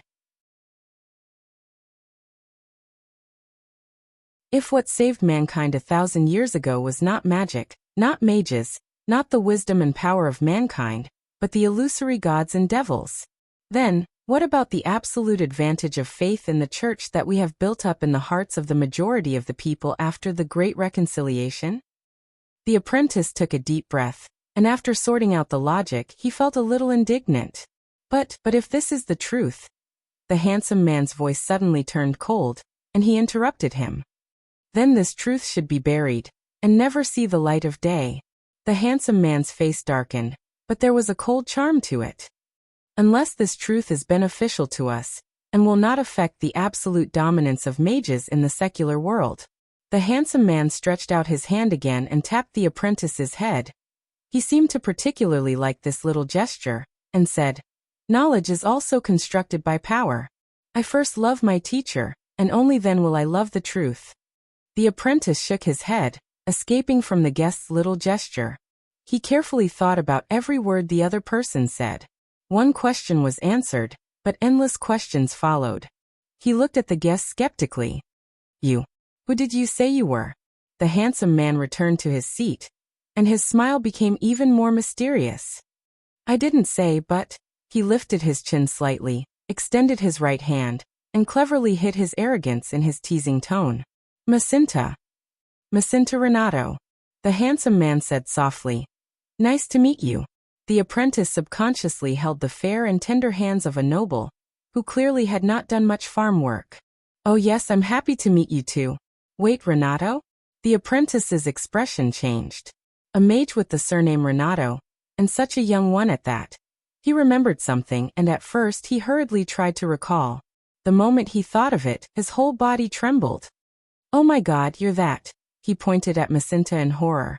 The legitimate royal family of the empire, the descendant of the 6 founding stars, the playboy son of the prime minister, the fiancé of Princess Secret Blue in the royal family, the one who is obsessed with magic but not with being an official. Macinta smiled as he listened to the apprentice count out the titles. He seemed to be quite used to it, and enjoyed it. The apprentice's expression froze. That's not right. Why do I remember that the Tower of War snatched you away before we did? How did you? The Tower of War. Macinta paused slightly. Yes, I am indeed an apprentice affiliated with the Alchemy Tower. The apprentice nodded. So you're a Muscleman. Ahem, sorry, you were sent by the Alchemy Tower to visit. Which lecture are you here to listen to? But Macinta shook his head. No, I'm here to learn. I'm the beneficiary of the latest Horn of War, Twin Towers Joint Training Program. Horn of War. The apprentice understood. As the name suggested, it referred to the two major magic towers of alchemy and soul, commonly known as War and Red Horn among the mages. But Twin Towers Joint Training Program? The apprentice looked at him in surprise. That's right. The handsome man nodded. His bright smile seemed to take away the darkness in the classroom. I've been a joint student for 2.5 years. Oh. The apprentice scratched his head in a daze. Why does this sound so weird, as if something is not quite right? However, that's rare. According to the legends, the Twin Towers, who called each other Musclemen and Thinkers, had huge differences in every aspect, from the magic ideology to the organizational structure, from the relationship between the leadership to the competition between apprentices, and they would fight each other whenever they met. Macinta cleared his throat and put away his smile that could charm half the young ladies of the Empire and a quarter of the young men of the Empire. Listen, I have a research project on hand. He looked at the apprentice seriously. Perhaps you'll be interested. The apprentice snorted in his heart. What do I say? Why would he come to an empty classroom early in the morning in Babylon? It's the magic review period. Looks like he's the organizer of some empty research project. He can't claim a large mysterious account, so he's looking for a sucker to make up the numbers and scam the funds. The apprentice said lazily. So what's the research topic? Macinta smiled. His long hair was clearly under the effect of a wind spell, as it fluttered freely in the air. As you said, some subversive topics, some directions that may not be recognized, some things that require us to question ourselves, some things that require us to overturn our deeply rooted beliefs that we are unwilling to touch in order to obtain them. The apprentice replied perfunctorily. Oh, as expected. Even the research topic was baffling, until the other party's next sentence. And our research field is under a run castle in the Northland province, in the belly of a mountain.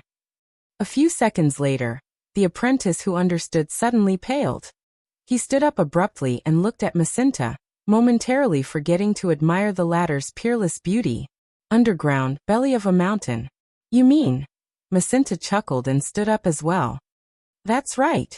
It's the same place mentioned in your paper. The ancient battlefield ruins of the era of various kings that you once participated in the excavation. That ancient underground transportation tunnel. The pretty boy walked up to the apprentice. Just a head taller than him, he looked down at him condescendingly. Nicknamed by the people, Black Track. The apprentice was completely stunned, but Macinta did not let him off. He skillfully revealed a secret that even the apprentice did not know.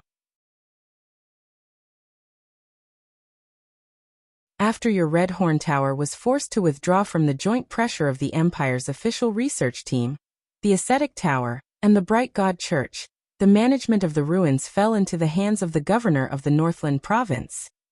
And the Duke of the Northland, who is good at smoothing things over, originally only intended to block the entrance of the cave and build a monument saying, "We killed the ancient orcs."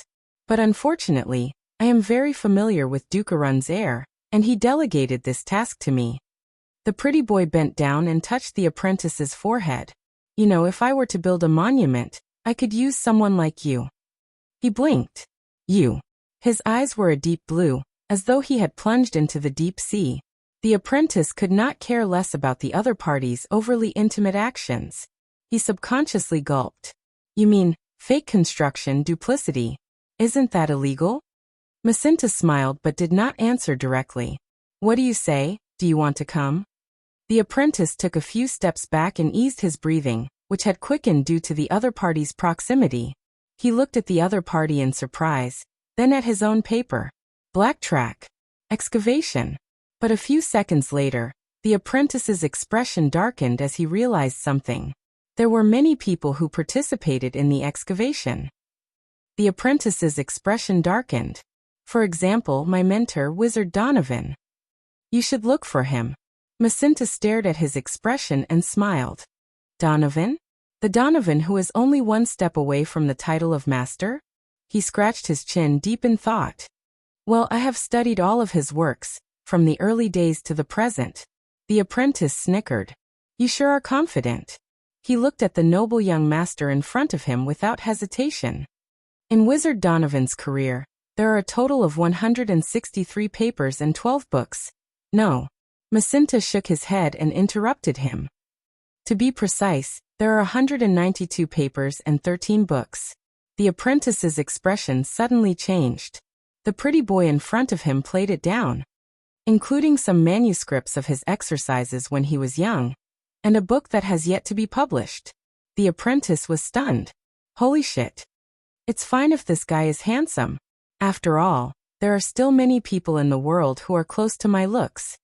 But he clearly looks like a rich playboy, and he's not that old? Could it be? Macinta did not notice the apprentice's thoughts. But unfortunately, I discovered that the once famous Master Donovan has become conservative and backward.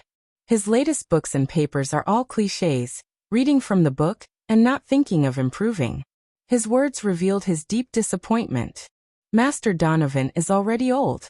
The apprentice was stunned at first, then indignantly took on the vigor of lecturing a student. Sigh, you child. But Macinta did not let him continue. And in recent years, his few interesting works. The pretty boy looked up and stared straight at the apprentice who was holding the papers. They were all jointly written with a certain unknown student come teaching assistant of his. The apprentice froze. That's you. Macinta stared straight at him and said softly. 3 years ago, because of a serious violation of research ethics, he was demoted from a first-class apprentice to a third-class apprentice. Toros Mill. The classroom was silent.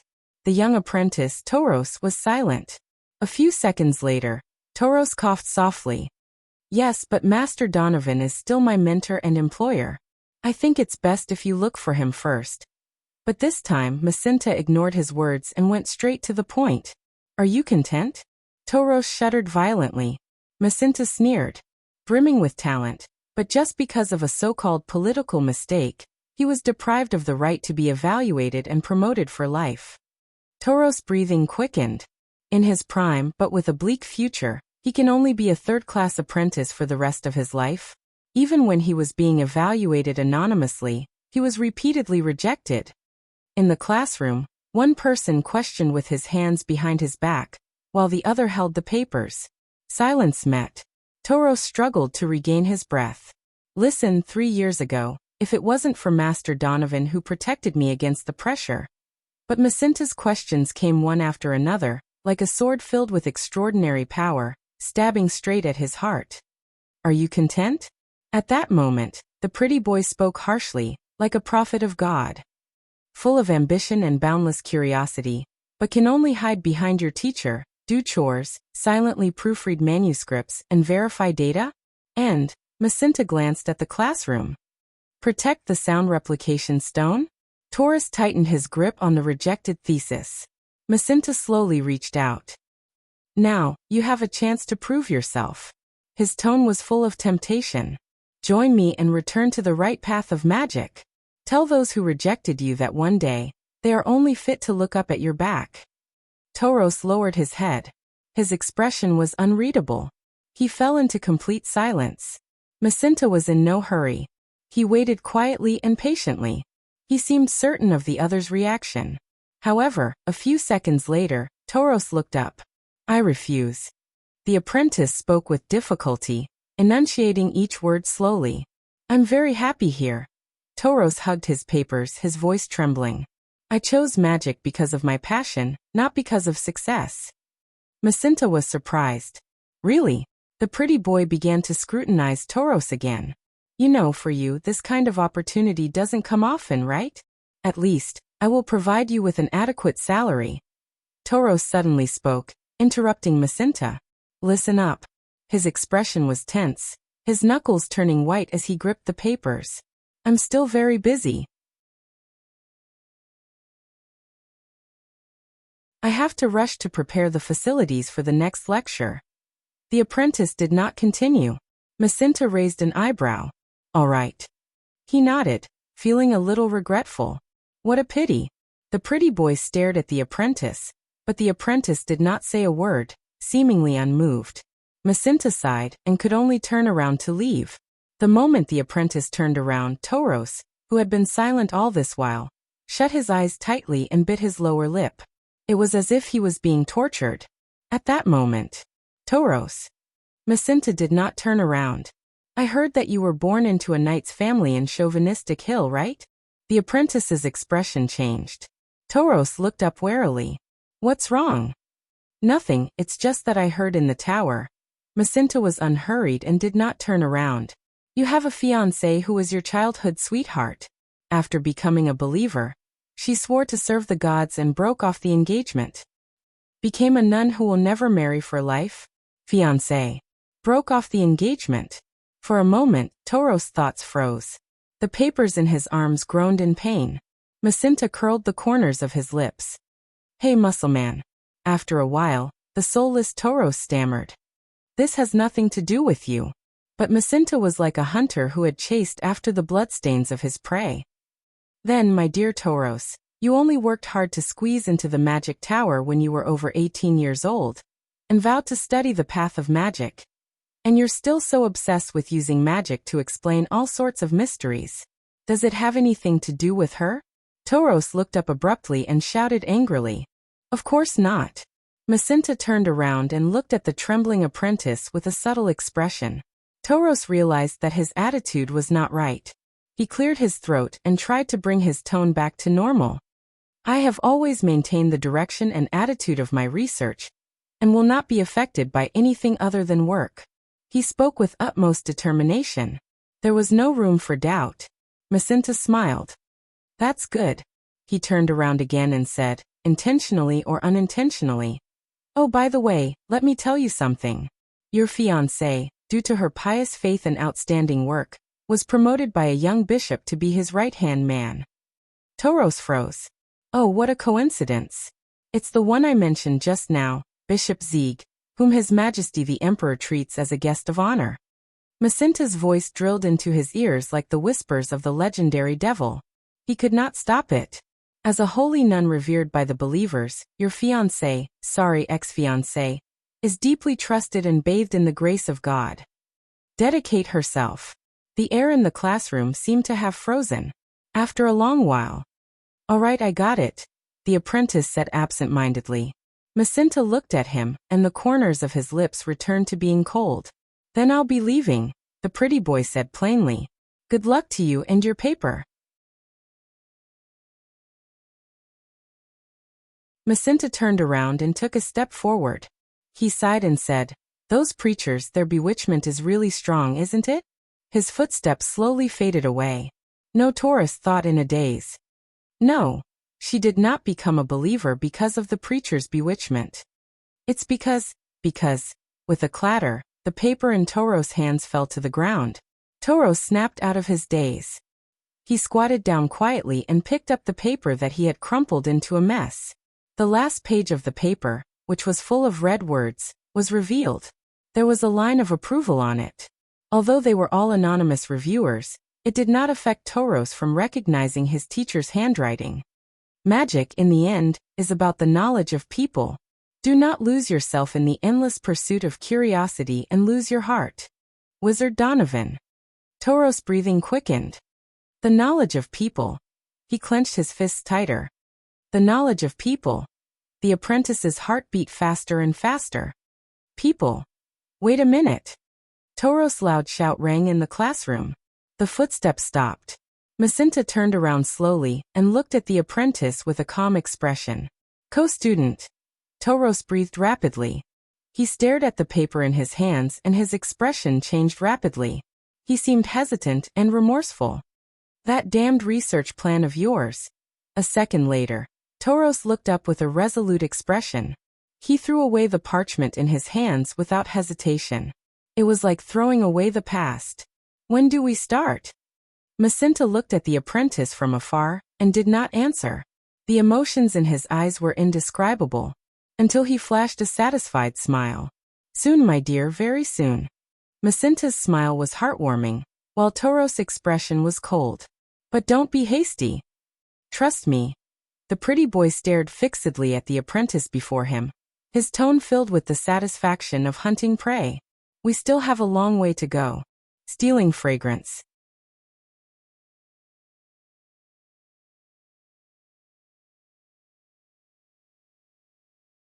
Chapter 545.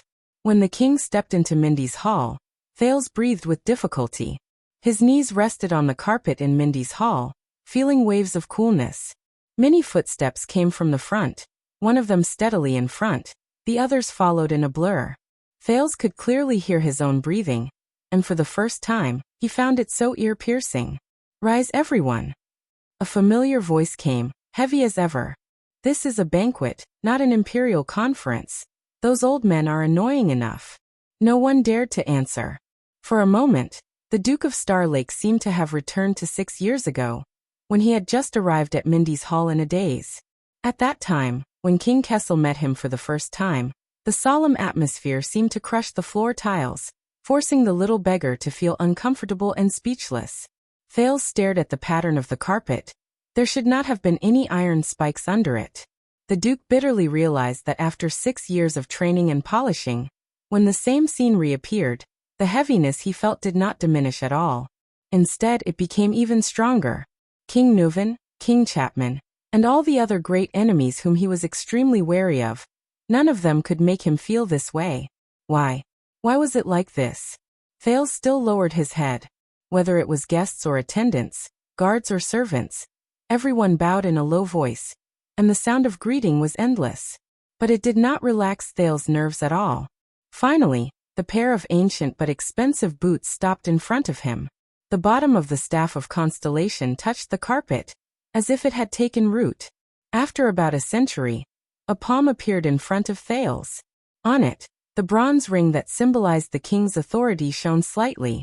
Thales was dazed for a moment, as if he saw the national conference. When the Iron Hand King stepped into the Hall of Stars, the vassals of the kingdom bowed and kissed the ring on his finger to show their loyalty. The Duke of Star Lake took a deep breath. He took off his gloves and held the palm, ready to kiss the king's ring according to etiquette.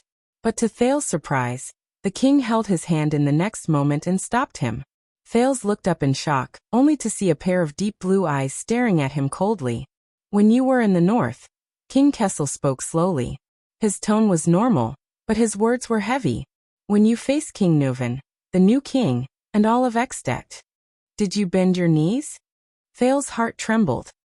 He looked into the pair of bottomless blue eyes for a second, and felt the determination and heaviness hidden in them. He gulped. No. The teenager added the title with some difficulty. Your Majesty. In the next second, Thales felt a weight on his hand, and he was involuntarily pulled up from the ground. Then don't have bad habits, Kessel said coldly. The dignified air seemed like it was about to turn into ice water and flow down the wall. Thales did not even have time to react or think. The king stared expressionlessly at his heir. As a Jade Star, even if both my legs are crippled, I will still be a Jade Star. I will never bend my knees. The surrounding crowd let out a fleeting discussion before returning to silence. Especially when the Iron Hand King slowly let go. He looked at the statues of the 3 constellation kings on the spiral staircase, paused for a second, and then looked at the chandelier above his head and the decorations in the hall. Here. Used to the low pressure around the king, Thales was a little surprised. He did not ask me to kneel, and he did not ask me to kiss his hand. In the past, the supreme king with a profound aura and heavy footsteps. Today, the people who bent their knees to greet him still had their heads bowed. No one knew what they were thinking. Thales stared at his father inquisitively, but he still answered obediently, yes. He sensed the difference in the atmosphere and tacitly added, Father. King Kessel stared at him without saying anything. He just gripped his scepter again. The interaction between the king and the prince was like an order. Only then did the people around them get up and surround the king to perform their duties. The commander of the royal guards who served beside King Kessel, Lord Adrian, bowed to Thales with a faint smile, and then whispered something to Mallows. Thales was still deep in thought. King Kessel did not stop or exchange pleasantries but simply walked past him. It was as if what happened just now was just a small episode in the royal family. Until the king stopped again and faced the only person in the hall who refused to kneel to greet him, much less put on a straight face. Val Arund was like a dazzling pillar, firmly planted on the floor of Mindy's hall. He looked coldly at his old friend and did not say a word. Thales could smell the faint tension in the air. King Kessel did not speak either.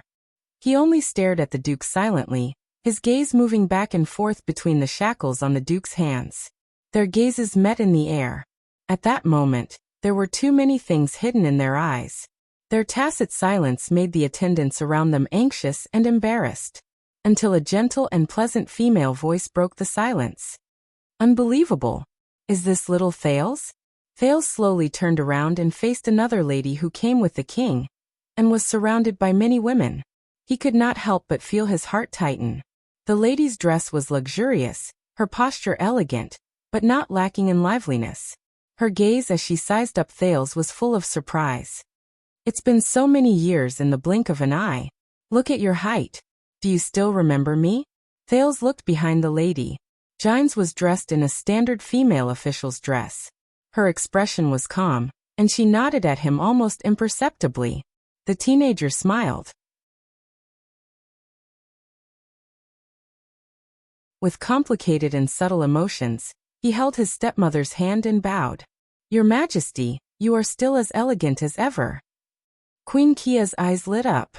She sized up Thales while happily turning her head back, and said to one of the women, Look, Elise. Look, Elise, he recognized me at first glance. You have to know that he was so young at that time.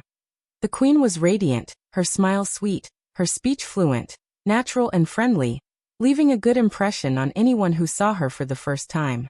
If Thales hadn't met her 6 years ago, he would have. Of course. Another delicate-looking lady among the women who came with the queen also looked at Thales. Prince Thales has always been known for his intelligence. This lady was dressed in a dark dress and wore a velvet shawl. She was equally elegant, but a little more quiet. Even in Northland. Thales looked at the velvet silently. Kia held Thales' hand and sighed as she sized him up. She turned to Gines with a vexed expression. Oh, Gines, you should have asked me to bring the children. Perhaps Lydia is a little mischievous, but you should have at least brought Luther along. Let him learn from his brother, and learn how to be a good prince. Hearing those two names, the smiles of the people around them froze. Gines looked troubled. She shot a glance at the velvet lady and said in a slightly hurried tone, Kia. The servants who came out of Renaissance Palace had a tacit understanding. 2 female servants stepped forward without batting an eyelid. But the queen still grabbed Thales and sized him up. She refused to let go, as if she loved her stepson very much. After all, they are both children of the royal family. What will happen when they grow up? At this moment, Kia. A deep voice rang faintly, like the tightening of the city gate's hinges. The next moment, Queen Kia's excited words came to an abrupt halt. She turned her head with a somewhat timid expression and looked at the king's back. King Kessel silently extended his arm. The queen gave Thales an apologetic look, then obediently stepped forward and held her husband's arm. Val. Kia looked at Duke Val, who was standing opposite the king. Her eyes lit up. She spoke like an old friend, as if she did not see the shackles on his hands. Are you all right? The Duke of the Northern Territory, who had been staring at King Kessel, moved slightly. He looked at the queen, his brows furrowed. Finally, Val spoke quietly. His tone was disdainful. I can't be better. Duke Arund's voice trailed off. He turned around and walked towards the banquet hall without looking back. There was no need for guidance, but he was familiar with the route. Gray Patterson and a few guards, who were in charge of escorting him, followed closely behind. They remained vigilant. Let's go. King Kessel stared at the back of his childhood playmate. His tone was slightly heavy. Someone must be anxious from waiting. The king strode forward. Without needing Guard Captain Adrian's instructions, the royal guards who served His Majesty secretly followed from the side. Their expressions did not change. Their posture was natural, and they were in place in time without being conspicuous. In contrast, even if they came from the same source, whether it was bearing or grace, the Star Lake guards belonged to him. Is it my imagination? Behind Thales, Doyle carefully watched the royal family's exchange of pleasantries and whispered to Glover. Or has Mindy's hall really turned cold? Glover glanced at the faint beads of sweat on the other party's forehead and replied softly, "It's not an illusion." Thales sighed. The next second, he suddenly felt his left hand tighten. "Mind lending me an arm?" Thales turned his head in surprise. The lady with the velvet draped over her shoulders smiled faintly and held his arm.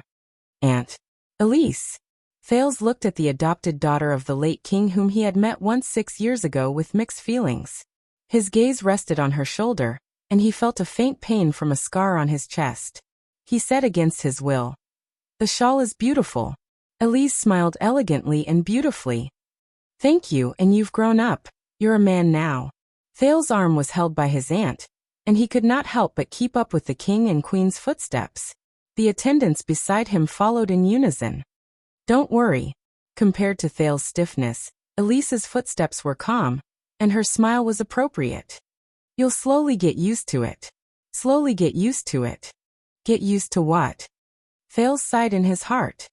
Get used to his father's natural aura of an assassin, or get used to the complicated aristocratic circle in the capital.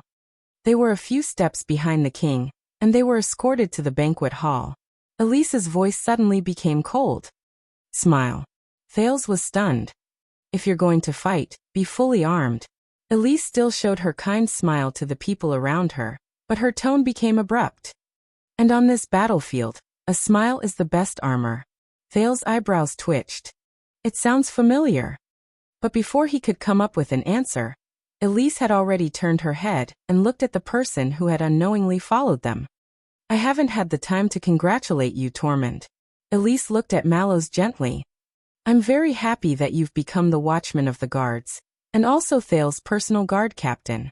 Lord Mallows nodded slightly. His expression did not change, and his tone was as calm as ever. "Your Highness, Elise."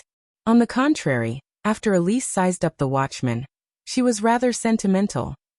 "Your father will be very proud," the princess sighed. "His greatest wish is to see your family return to being the 7 Jade Star attendant." Mallows suddenly raised his voice and interrupted Elise.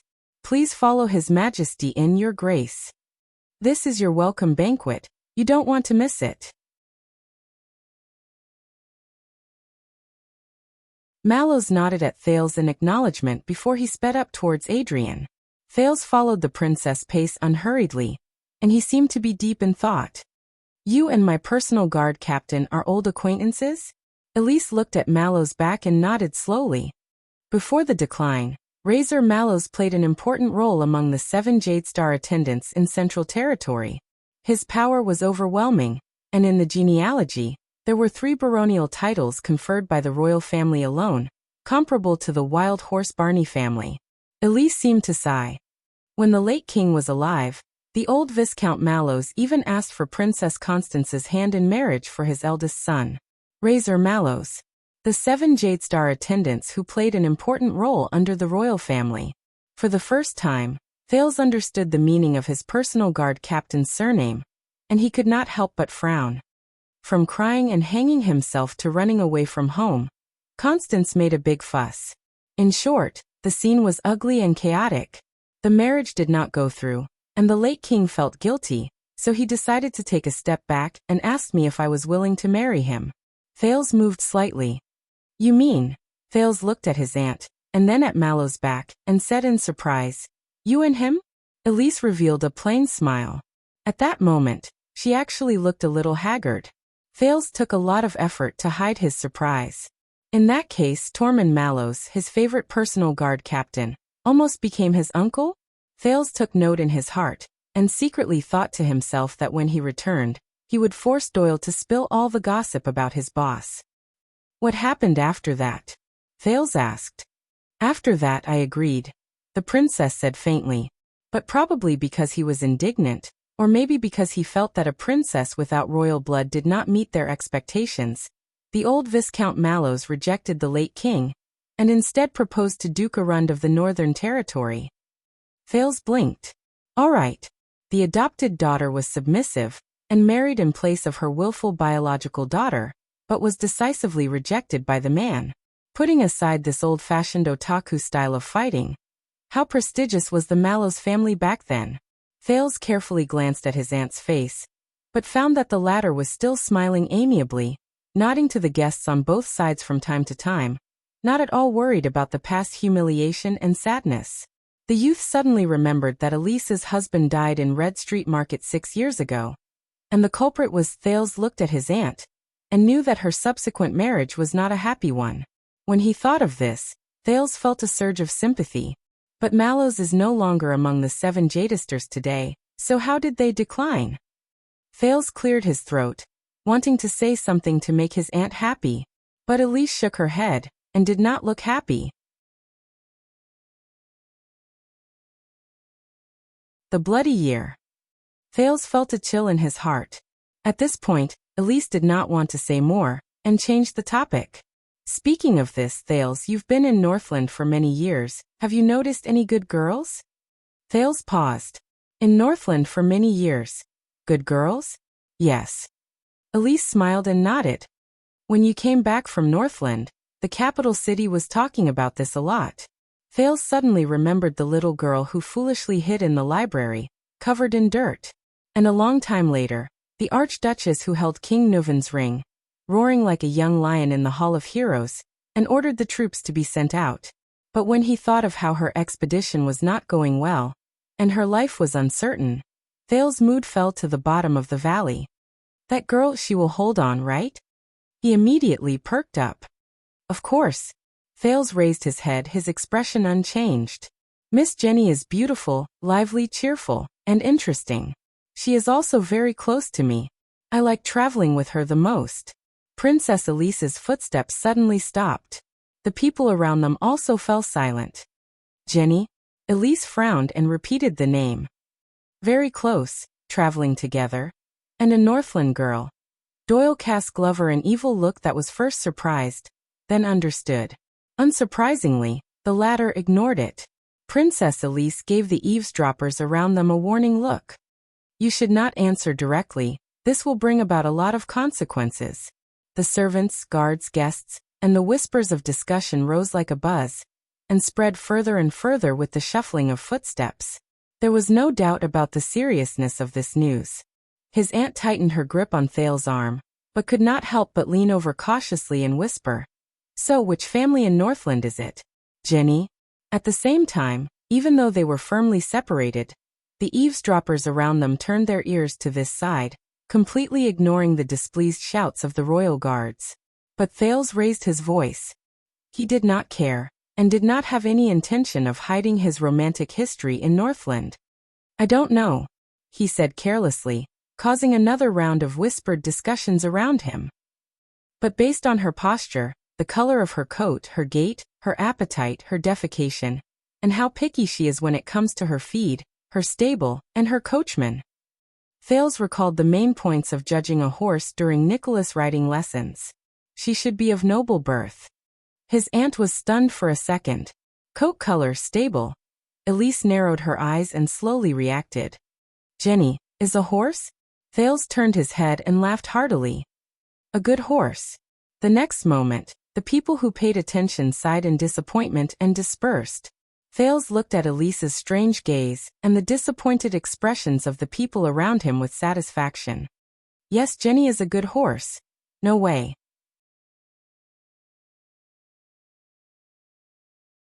She knew how to break free from the rope in the middle of the night and sneak out to eat the night fodder in other mangers, causing the entire heroic spirit palace to be nervous and search for the thief. Only when Ida came back from stealing a drumstick in the middle of the night did the truth come to light. Fierce and domineering in front of Wyatt and Ralph, obedient and innocent in front of Thales and Nicholas, bad-tempered when she saw a coachman with a whip and harness, friendly and approachable when she saw a coachman with fodder and brush. Is there any part of Miss Jenny's body that can be associated with the word good? In a stable in Northland, a beautiful mare sneezed. She raised her head warily from the manger, and with a light kick, she chased another indignant warhorse back to the corner. Then she continued to snatch its night fodder. A few seconds later, Elise smiled in relief. Very good. Even if you touch a sore spot, you deal with it calmly and humorously. She stared at her nephew, who was not related to her by blood. Now, you are fully armed. Touch a sore spot. Thal's heart tightened.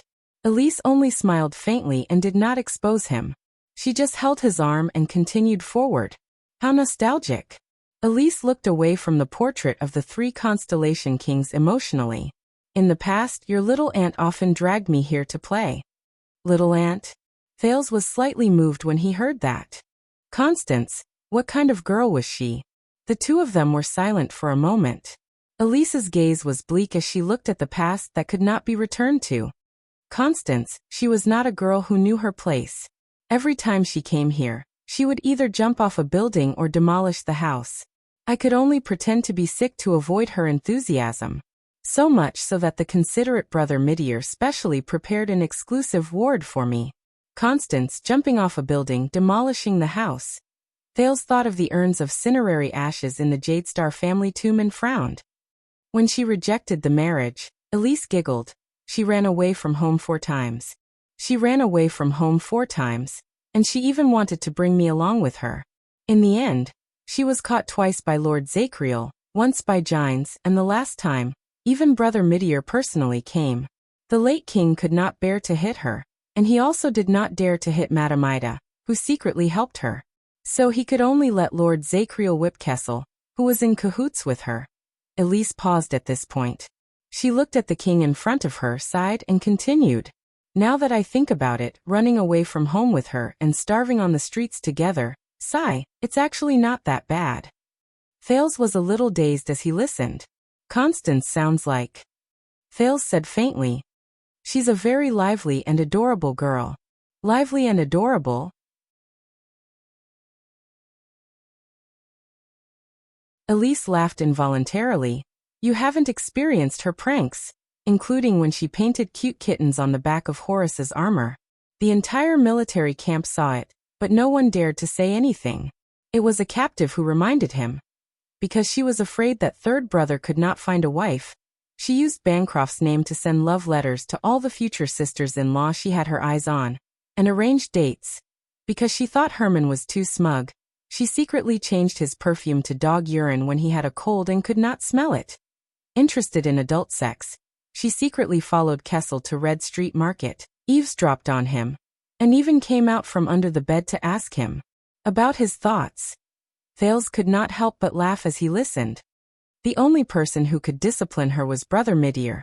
Elise shook her head helplessly. But even so, Constance's plan still worked once.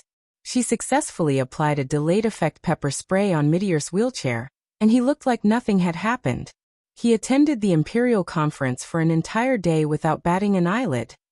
Thales was still laughing, but he suddenly realized something and froze. Aunt Elise, you just said, Thales frowned and said softly, Midir's wheelchair. The atmosphere between the two of them sank slightly. A few seconds later, Elise frowned slightly. You don't know? Thales narrowed his eyes. That's true. Elise sighed slowly. It's a long past and it involves the deceased. It's normal that you don't know. The Duke of Star Lake subconsciously turned his head. He realized in hindsight that all the stairs in Mindy's hall had slid down a considerable proportion. It seemed like it was not just for decoration. And Elise spoke faintly, her gaze focused on the void. At this moment, she seemed to have cut off the noise of the outside world and was immersed in the past. Although his smile is always the most gentle, caring, tolerant, and caring for everyone. Although his shoulders are always the toughest, supporting, and protecting everyone. Although his shoulders are always the most tenacious, supporting, and protecting everyone. But even though he was so understanding, gentle, and considerate, no one could truly understand his pain. Thales turned around and looked at her in surprise. That's right. When Brother Midir was young, he encountered an accident on a trip, Elise said faintly. Since then, his legs have been disabled, and he can't walk. With a wheelchair as his companion for life. What? Thales was stunned. Midir Jadestar. The former master of Mindy's Hall. The former heir to the supreme throne. The wise prince that everyone praised. It's actually this. The wheelchair-bound crown prince? Thales suddenly remembered the scene when Kessel pulled him up from the ground just now. And his cold words. As a jade star, even if both legs are crippled, never bend your knees, especially in here. In the next second, without any pause, they followed behind the king and queen and walked into the banquet hall. They welcomed the surging tide of people and the cheers of the mountains.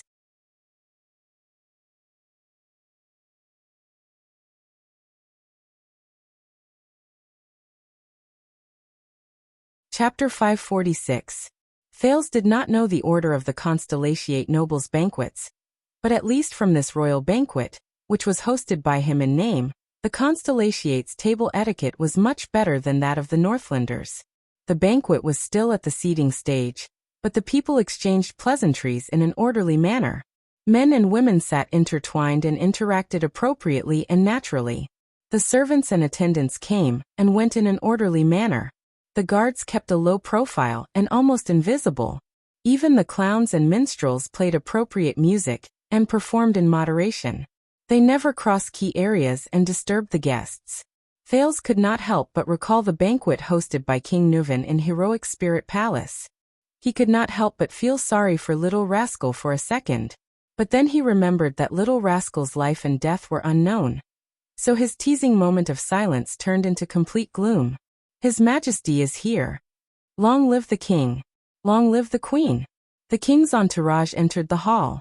The originally quiet Mindy's hall burst into an uproar. Greetings and discussions came one after another. May you be healthy. God bless Constellation. Congratulations on your reunion with His Grace the Duke. It was as if there was a huge whirlpool in the banquet hall with King Kessel at the center, full of power and irresistible. It sucked in all the guests, from honorary counts to hereditary barons, from invited officials to honorary conscripts, out of their seats like ants. It was only when they entered a safe distance and bumped into the unpretentious royal guards that they snapped out of their daze. Many guests in the front row bowed respectfully and knelt down to salute, but proper etiquette could not hide their impatience. The Leckmurray family of Donna River greets you. Your Majesty, I represent all the members of the East City Police Station. Move forward a little. Try to let His Majesty see us, but not too deliberately, lest we embarrass ourselves in front of His Majesty. Your Majesty, do you remember Hazard from the Battle of the Altar? Thales watched all of this. He watched the guests surrounding King Kessel scramble to see him. They bowed from front to back, like rows of harvested straws. Wherever the scythe touched, the straws fell. Thales suddenly remembered the Dark Knight Temple's play he watched when he was young. In the scene where the calamities descended, the actors who played the roles of kind people on the stage also acted the same way. In the plot of the calamities destroying the world, they followed the tense and heavy backstage accompaniment and fell one after another in front of the strangely dressed calamities. The only difference was that after these straws fell, they slowly rose back up and tilted towards Thales in a barely discernible manner. They brought with them a restrained but complicated gaze. King Kessel's expression was as usual, and his steps were steady. Beside him, Queen Kia nodded gently and smiled. Just like that, one silent and dignified, the other amiable, they walked forward hand in hand, step by step, towards the top of the two steps, facing the entire banquet hall, which was also the highest seat that belonged solely to the royal family. Of course, not everyone was sucked into the vortex caused by the king. The Duke of Eastern Sea cum Prime Minister Bob Cullen sat at the long table on the second step with a smile, surrounded by the nobles of Eastern Sea Hill who were on good terms with him. There was an endless stream of central officials and important nobles who came to greet the Prime Minister. They exchanged cordial greetings and toasts as they patiently waited for the arrival of the king and prince. From time to time, they would exchange a few words of praise and exclaim that after the kingdom was gone, Constellation would prosper. Duke Zayn Covendier sat opposite Prime Minister Cullen. Many of the junior bureaucrats and newly wealthy merchants who came to the long table with anticipation, but could not muster the courage to meet the Prime Minister chose to express their respect to the young nobleman who owned South Coast Hill. Under the duke's encouragement, they gradually relaxed and chatted happily. When they left, they repeatedly praised the approachable, noble, and sincere master of iris flowers. In stark contrast to this table was another long table on the same step, but much more secluded. The shackled Duke of the Northern Territory, Valerund, with his hair hanging to his shoulders, sat quietly at one end. He ignored the curious and probing gazes of those around him, and drank by himself. Behind him stood a few royal guards who never left his side. Other than old acquaintances, only a few upright Northern Territory nobles and honorary conscripts who had fought alongside him dared to come forward to greet him. At the other end of the long table sat the casual Duke of the Land of Cliffs, Coster Nanchester. The owner of the great antler deer had a cold and gloomy eye as he sized up the commotion caused by the king. From time to time, he would raise his glass at Duke Val, who was sitting opposite him. Many nobles with deep family backgrounds and close ties with the Northern Territory and the Land of Cliffs came forward to greet him, but compared to the Prime Minister and the Duke of Iris Flowers, this table could only be considered deserted. In contrast, the third step of the table next to the Duke's long table was much more harmonious.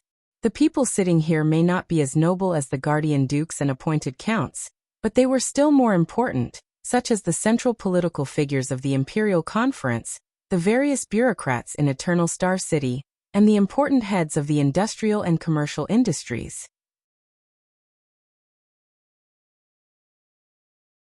And the hereditary landlords of the Central Territory, including the 7 Jade Star attendants.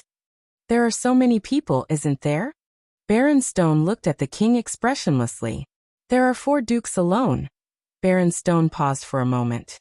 He saw the young man who came with Princess Elise and laughed softly. Sorry, the 5 of you.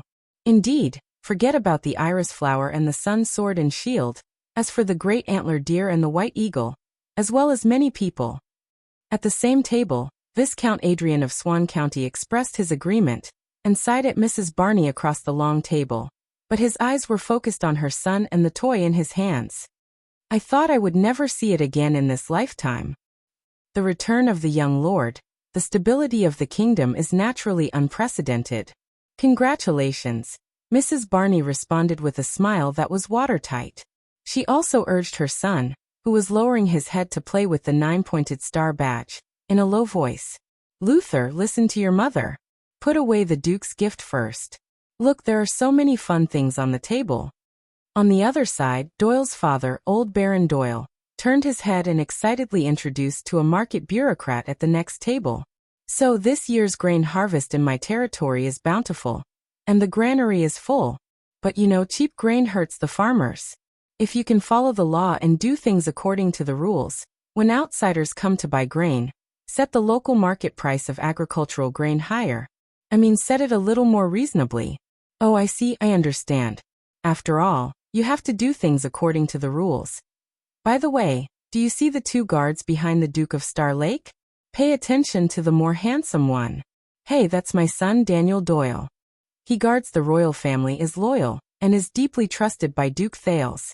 So with him here, every time I come to Mindy's Hall, it's like going home. The big, serious-looking man next to him, that's Caleb Glover. A close friend of my son's who serves the Duke together, a brother. He's also Viscount Glover's half-brother. Which Glover? Oh, the Viscount of Lake Mountain County, Lozano Glover, one of the 7 Jade Star attendants, the mainstay of the kingdom's Department of Finance. Oh, what? You've changed your mind? You also think cheap grain hurts the farmers? You want to go back and recheck the relevant laws and adjust the pricing? Oh my lord, I really did not misjudge you. To be honest, I'm a man of noble character, and I don't usually look up to those mediocre and vulgar people. It's rare to see a good person like you who worries about the country and the people and does things according to the rules. Come, let's drink. As the king and his entourage approached, the lords at the noble long table stopped talking. They were not like many guests who were so excited that they rushed forward one after another without caring about their manners, but they still stood up from the long table and respectfully saluted the king. There's no need to bow, everyone.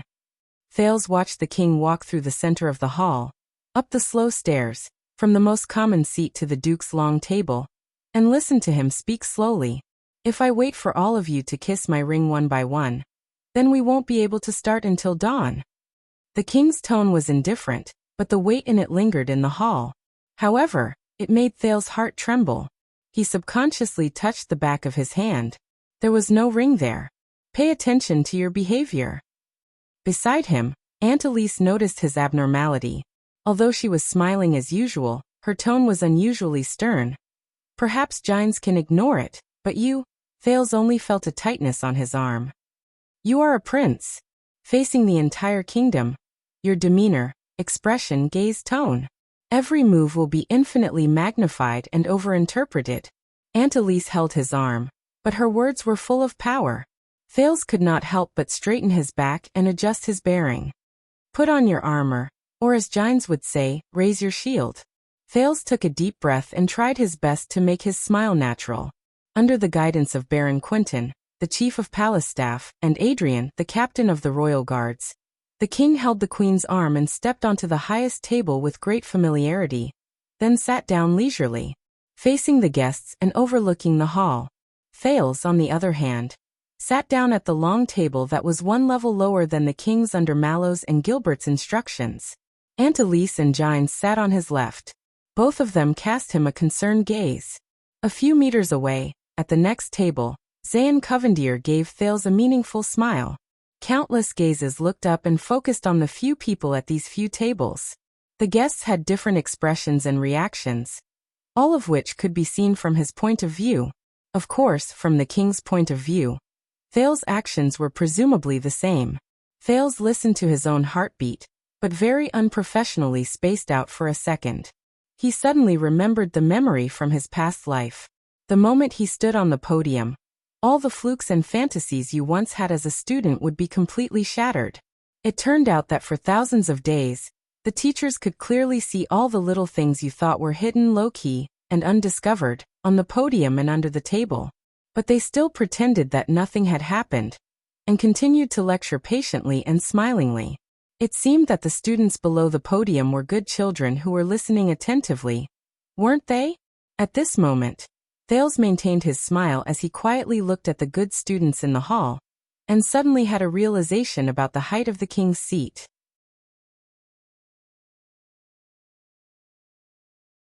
"Damn it, zombie, sit there a little, or else the beautiful maids, I mean the attendants, will not be able to pass when they deliver the food." Doyle's gritted teeth came from behind him. "This place is too narrow. Is it really prepared for the prince? Even the banquets in the Barney family's manor are wider than this. Or do the attendants have no human rights?" Next door, Mallows, who sat at the same table as Gilbert, glared at Thales. Doyle's whispered complaints immediately disappeared in Thales' ears. The banquet hall slowly turned from noisy to quiet. The master of Eastern Sea Hill cum Prime Minister, Duke Cullen, stood up from the table with a smile. He first reached out to stop the music, and then bowed to the king. His huge belly almost pushed the heavy long table back a few inches. "Your Majesty, Eternal Star City has not had such a large royal banquet for a long time. This is a national event." But Kessel V just waved his hand lightly, and nonchalantly stuffed the Prime Minister's words into his mouth. "I know why you are here. You also know why I am here." The king's cold voice reverberated in the hall, and just like the countless imperial conferences he had attended, the temperature absent-mindedly dropped. "There is no need to waste time." Prime Minister Cullen, who had obviously prepared a lot of opening remarks, choked. King Kessel leaned back in his chair and said calmly, "Let's eat." In the hall, the guests who had come to attend the rare royal banquet, and were looking forward to the festivities and enthusiasm, were all stunned. At that moment, whether it was the composed nobles, the well-dressed ladies, the performers who were trying their best to make a name for themselves, or the guards and attendants who were trying their best to maintain order, everyone felt as if a bucket of cold water had been poured over their heads and faces. The hall was silent, and the atmosphere was extremely awkward. Princess Elise, who was beside him, sighed, while Gilbert, who was next door, furrowed his brows. After a few seconds of silence, the hall began to fill with endless whispers. The guests whispered to each other, almost like buzzing bees. Duke Cullen, on the other hand, was dumbfounded and somewhat at a loss. Thales felt the atmosphere around him, and could not help but turn his eyes and subconsciously lowered his head. Damn it. Father Kessel. I've underestimated you. You're the strongest atmosphere killer in the kingdom. But speaking of atmosphere killer, if only Duke Fakenhas was here. As boring as he was, he would definitely know how to answer. Amidst the noisy buzzing, the guests had their own discussions. You know, Kessel wasn't like this before. Antelise leaned close to his ear and explained awkwardly in a low voice. Maybe it's because the royal family hasn't held a banquet for too long. At the table of the 7 Jade-Star attendants, the old Viscount Patterson ignored the horrified looks of his 2 nephews and snorted disdainfully and disrespectfully. No matter how many years have passed, even with the crown on, that kid's speech is still terrible. I guess when he's about to bed a woman, this is what he says. Let's do it. These words made the guests at the same table a little embarrassed, and they all laughed without saying a word. That was until Viscount Adrian responded appropriately. Concise, efficient, and straightforward. His Majesty is indeed our role model. Viscount Patterson snorted softly, his voice sarcastic and unclear. Us. On the other side, Baron Stone turned around and nodded expressionlessly. Us. At the distant table of foreign guests, Administrator Jorge from the northern Deer City had a gleam in his eyes. This king has guts, the bearded man chuckled, ignoring the gazes of the people around him. Damn, I'm starting to like him. The scene lasted for a few seconds, until Duke Cullen sighed and coughed violently a few times to quell the situation of the gradually rising discussion, and began to earnestly persuade again. Your Majesty, but according to convention, you need to make an opening toast at the beginning of the banquet. King Kessel slowly raised his head, as if he had just woken up from his contemplation. Is that so? I almost forgot about it. Duke Cullen nodded and smiled. That's right. Think about the banquets you attended when you were young, right? Many of them were held here.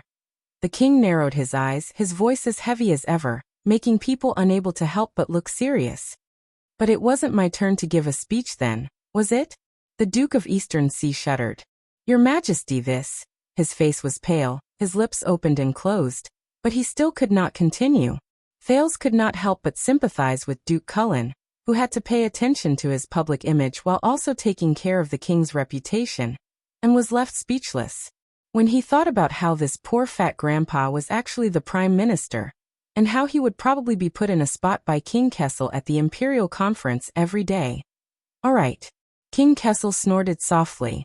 He let the poor prime minister off the hook, and looked at the table one level lower. Child, you're here. Thales met the king's gaze, and subconsciously, according to his instincts from his etiquette training, nodded at His Majesty in response. The etiquette was perfect, and the smile was appropriate. To show one's loyalty. But After a few tenths of a second, the young Duke of Star Lake came back to his senses, and his smile froze. Wait a minute. What did he say? Come what? The next moment, everyone in the hall turned their gazes towards him. They were like countless swords that shone with a cold light, and they were all over Thales' body. Duke Cullen exhaled and sat down shakily. The king lowered his head again and played with the glass of wine in his hand, as if everything that had just happened had nothing to do with him. Thales was aware of the current situation. He turned back numbly and saw Queen Kia's expectant gaze, Jine's surprised and worried gaze, Gilbert's anxious expression, Mallow's thoughtful expression, and countless. Thales. The smile on Princess Elise's face did not diminish. She was as calm as ever, but she pushed his arm under the table, and a few syllables as weak as mosquitoes emerged from her lips. Quick, don't hesitate, give a speech. Anything. After a few months of training, Prince Thales instinctively stood up without anyone's reminder. Thanks to Jine's etiquette lessons, his posture was elegant and his expression calm. Only Thales himself knew that it was all fake. At this moment, the sin of Hell's River was desperately helping him stabilize his body's reactions, from his joints, muscles, blood vessels, heartbeat. He was like a pitiful plasterer who was panting and running back and forth, tearing down Peter to repair Paul, but still could not stop the house from leaking. Thales took a deep breath, desperately maintaining his calm smile, and frantically racked his brain. No, a speech, what speech? Is there such an item in the program? It wasn't mentioned during the banquet rehearsal. Thales twisted his neck stiffly, but in the eyes of others he appeared to be calm. He raised the wine glass beside him that was filled with wine that he did not know what it was, and he did not have the time to know. He looked at the pairs of eyes in the hall that were filled with all kinds of emotions. Doubt, curiosity, anticipation, fanaticism, schadenfreude. The sin of Hell's River was a little at a loss. It kept changing back and forth, but it still could not figure out what its master wanted at the moment. Explosive power? Speed? Endurance? Agility? Senses? Balance? Or the courage to fight to the death without retreating, kill everything in front of you, and only stop? Thales tried his best to suppress the sin of Hell's River, which gradually became fierce because it could not find its target. After all, this was not a battle of life and death. Thales smiled worriedly, raised his wine glass, nodded slightly, and cleared his throat to stall for time. No, this is much more difficult than fighting. Fighting? Taking care of opponents like the Star Killer, the Raven of Death, the Legendary Wing, and the Knight of Judgment? That's a piece of cake, okay? End of this chapter.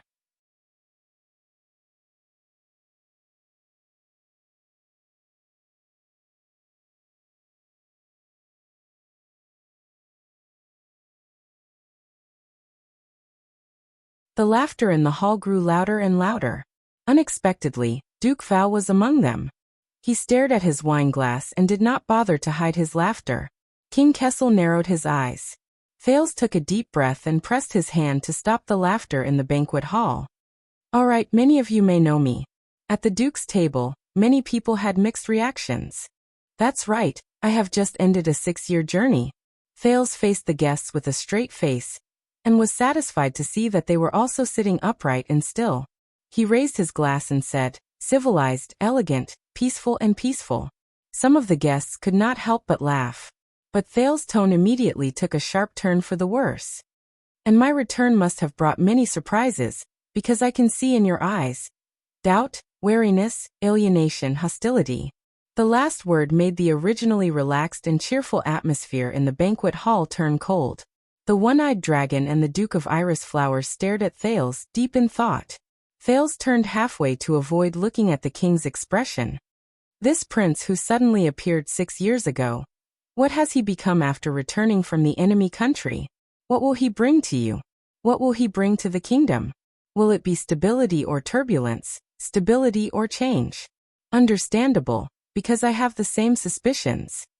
Thales' expression was solemn. Some are happy, some are confused, some are observing, some are hesitant. Of course, there may be some who do not want to see my appearance. Even the entire hall became completely silent. But I remember 6 years ago, when I was about to leave the kingdom and head north, a lord warned me. Thales looked at the wine glass in his hand with a serious expression. Go to Extet, to the place between the north wind and the dragon's children. Go to another angle, another world, and see another star. Maybe I will gain something. The way the Duke of Manchester looked at him changed. I have indeed gained something. Thales raised his head and raised his eyebrows. Most importantly, don't drink extension wine. The guests roared with laughter again. But Thales quickly got back on track. But I am still confused. This time, the Duke of Star Lake's eyes were no longer teasing. Jokes aside, there is no doubt that Nuvan VII was a great king. He was decisive, far-sighted, generous, heroic, and wise. Even a born king like him could not avoid his own misfortune. He could not save Dragon Cloud City from the disaster, and he could not stop Extet's decline. Many of the guests began to whisper. Thales looked like he was in deep thought. This makes me suspicious. Living next to them, how do we live? How do we rule? How do we move forward so that we do not end up like this and leave no regrets? Thales paused for a few seconds to let the guests' discussions ferment. Then he raised his head with a straight face. To be honest, I do not know. Thales said loudly.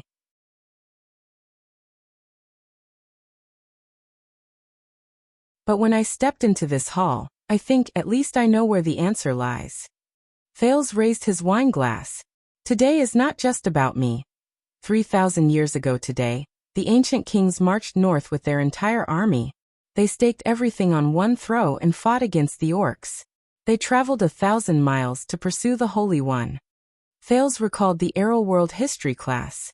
Not just King Anzac of Rock Ridge, but Rudder, Shaywin, Northland, Thornland, faraway mountains, Carenza, salt lands. It was the countless nations and cities of that era that united as one. They were selfless and fearless. Only then could they create miracles and write epics. Thales raised his voice. They stood on the glaciers, stepped on the skulls of the orcs, and announced to the world that as long as they worked together, humans would be invincible. Many of the guests looked serious. They raised their wine glasses and returned the toast from afar. On the contrary, Thales' expression darkened. He carefully looked at each guest. The innocent-looking Duke Cullen, the gloomy Zayn, the thoughtful Koster, the silent and dazed Val. Division leads to decline, internal strife leads to weakness, selfishness is despicable, and mutual destruction leads to the end. Thales' voice became deep. He looked around and said in an unquestionable tone, "Believe me, I have seen how the descendants of Rikaru the hero lived. King Nuvan's domineering and tyrannical ways brought about suspicion. King Chapman's tyranny made him countless enemies. The Archduke's wild ambitions caused the kingdom to be in turmoil, and the Northlanders' fanaticism, blindness, and self-righteousness since ancient times worsened the situation until it was irreversible." He said solemnly, "So I understand, whether it is the Holiness Exorcism campaign or the kingdom today, only by overcoming these weaknesses, only by being united, and only by working together can we have a foothold on the earth and look up to the heavens." Thales said loudly, "Just like today, just like yesterday, just like tomorrow, just like the countless days and nights that I and all of you here will be loyal to each other until the end of our lives." Gilbert and a few of his friends had strange expressions, as if they were surprised by the prince's impromptu performance. In the next second, Thales raised his wine glass over his head and shouted angrily, "To Constellation!" Thales said in a long voice, "To bask in her light for the past 700 years, to be grateful for her greatness, to shelter her wings, and to share her glory." There was a second of silence. Then, the shackled Duke of the Northern Territory, Val Arund, unexpectedly raised his glass and shouted in response, "To Constellation!" The one-eyed Duke of the Land of Cliffs, Koster Nanchester, smiled and raised his glass as well. "To Constellation!"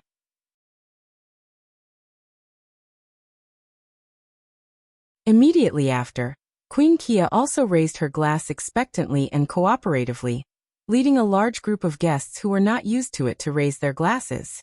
Soon, under the urging gaze of the queen, the king also snorted softly and raised his glass nonchalantly. With a precedent, the guests were stirred up. They raised their glasses in unison and echoed, "To Constellation!" The hall immediately boiled over, and the sound shook the dome. Jorge and Levi Trentida, who were sitting in the corner, looked around. In order to fit in, they still raised their glasses awkwardly. Thales sucked in a deep breath and chased away the anxiety in his heart, which made him feel like a duck on a perch. "To the king!" Thales turned to King Kessel and raised his glass from afar, trying not to read the complicated meaning in the latter's eyes. For him, in the face of danger, to turn the tide, to work hard for decades, to protect the kingdom with unwavering determination.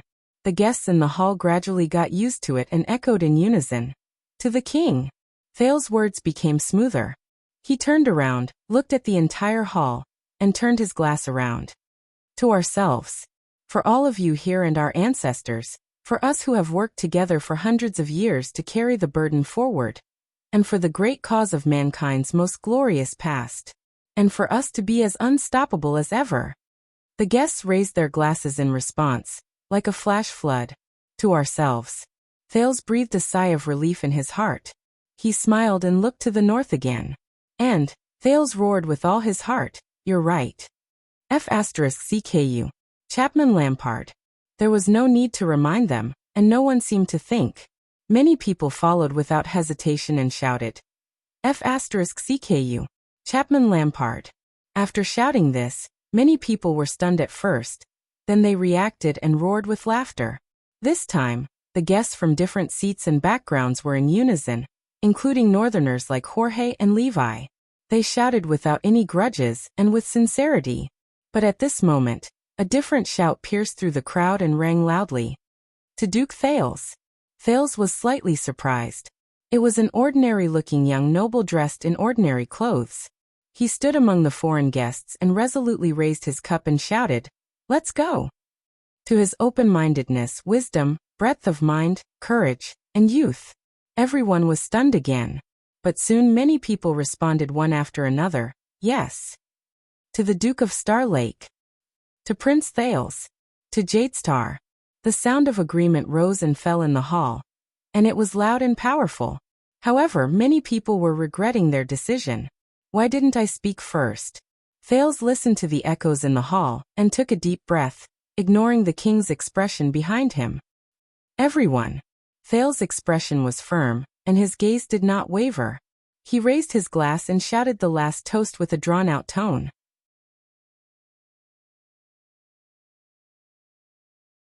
If Constellation were here, there was no need for anyone to remind them. The guests, whose emotions had been stirred up, reacted in unison and shouted the second half of the sentence that they knew by heart. "The Empire shall live forever." Thales struck while the iron was hot. He raised his glass, and in order to make it look heroic, he even spilled quite a bit. Fortunately, it was not Northland's rye distilled wine. It was Constellation's local grape wine. Thales lowered his head. When he saw that the guests were almost done drinking, he laughed and said, "Very well, then let the banquet." In the next second, Thales instinctively lowered his glass. "Let's begin." But this time, Thales did not hear the heart-stirring sound when the heavy Northland wooden wine glass collided with the dining table or the stone bricks, which he was very familiar with in the past few years. Instead, crack, Thales shuddered. This sound, it was crisp, pleasant, pure, it made people heartbroken. Everyone was stunned. The banquet hall suddenly fell silent. The Duke of Star Lake lowered his head with difficulty and looked at the expensive wine glass that had been smashed to pieces by his feet. *T. Thales immediately realized that he had gotten into trouble. He moved his feet expressionlessly, intending to leave the crime scene. But when his boots stepped on the glass shards, it made a terrifying sound. This caused even more gazes to be focused on the prince. The guests of the royal banquet looked at each other. Many of them were still holding their wine glasses that they had just finished drinking. They looked at the Duke of Star Lake, who had just committed a grave crime of murdering a wine glass in front of the entire kingdom. They were at a loss. Until Administrator Jorge from Elefir City, who was seated at a remote table, finished his wine. He was in high spirits and smashed his glass downwards without any hesitation. Crack! The sound of glass shattering shocked everyone again. But in the next moment, Gilbert was the first to react. Without hesitation, he spilled the wine that he could not finish, and similarly smashed his glass on the floor. Crack! Beside him, Thales' personal guard captain, Lord Mallows, was expressionless, but he also smashed his glass hard. Crack! With such a precious gem in front of them, many of the observant Constellation guests reacted one after another. They came forward one after another. Whether they were familiar with it or not, used to it or not, liked or disliked it, they all raised their hands high and smashed their glasses hard. Crack! Crack! Bang! Rip! For a moment, it was as if solid ice had cracked in the banquet hall. Silver bottles exploded, and the crisp and sharp sounds of shattering rose and fell, echoing each other like a marching concerto. Even the high and mighty Queen Kia threw her hand excitedly. She watched as the queen's special wine glass flew in an arc and landed on the floor, dismembered.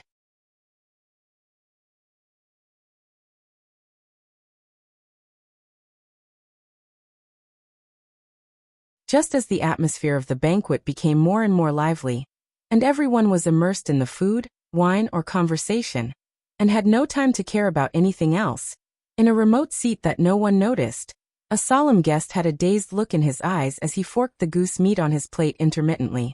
In the next second, his ribs twitched. The guest's expression changed slightly. He wanted to turn around, but a familiar, experienced voice slowly drifted into his ears, causing his movements to freeze. "Don't look back," the experienced voice said slowly. You should know how difficult it is to bring this in. The guest stiffened, but he still put down his right hand and quietly took the thing from the other party under the table. Why? The guest asked, puzzled. The experienced voice seemed to be faintly discernible, as if it did not care. I know what you are going to do, but obviously, this is more effective. If you have really made up your mind. The guest's thoughts tightened. He looked at the forks on the table and said with difficulty, why? But the experienced voice did not answer. It only said slowly, remember, find your target. You only have one chance. The guest clenched his teeth. I don't understand, he clearly rejected me, why? But the experienced voice no longer answered. It was as if it had never appeared. The guest took a deep breath, closed his eyes, and stuffed the thing under his ribs into his clothes. Find target? The guest slowly raised his head and looked at the top of the banquet hall, at the seat of the king. Sitting there was a calm and unruffled man with an extraordinary status, a teenager. The guest breathed in a daze. His gaze gradually changed from pain, suffering, indignation, jealousy, and hesitation to unshakable determination and viciousness. He stared at the high-spirited young duke and gently pressed the stranger's gift under his clothes. The skin on his hand felt cold. He knew that it was a short sword. Excellent quality. The blade was cold and sharp. Merciless. End of this chapter. That you're tuning in to the Li Mei's Wuxia Whispers YouTube channel. We're so grateful for your support, and don't forget to subscribe to join us on this incredible journey through captivating stories. Your generosity through donations truly makes a world of difference, as it's the primary source of revenue that allows me to expand and enhance this channel for you. Thank you from the bottom of my heart for being a part of this adventure.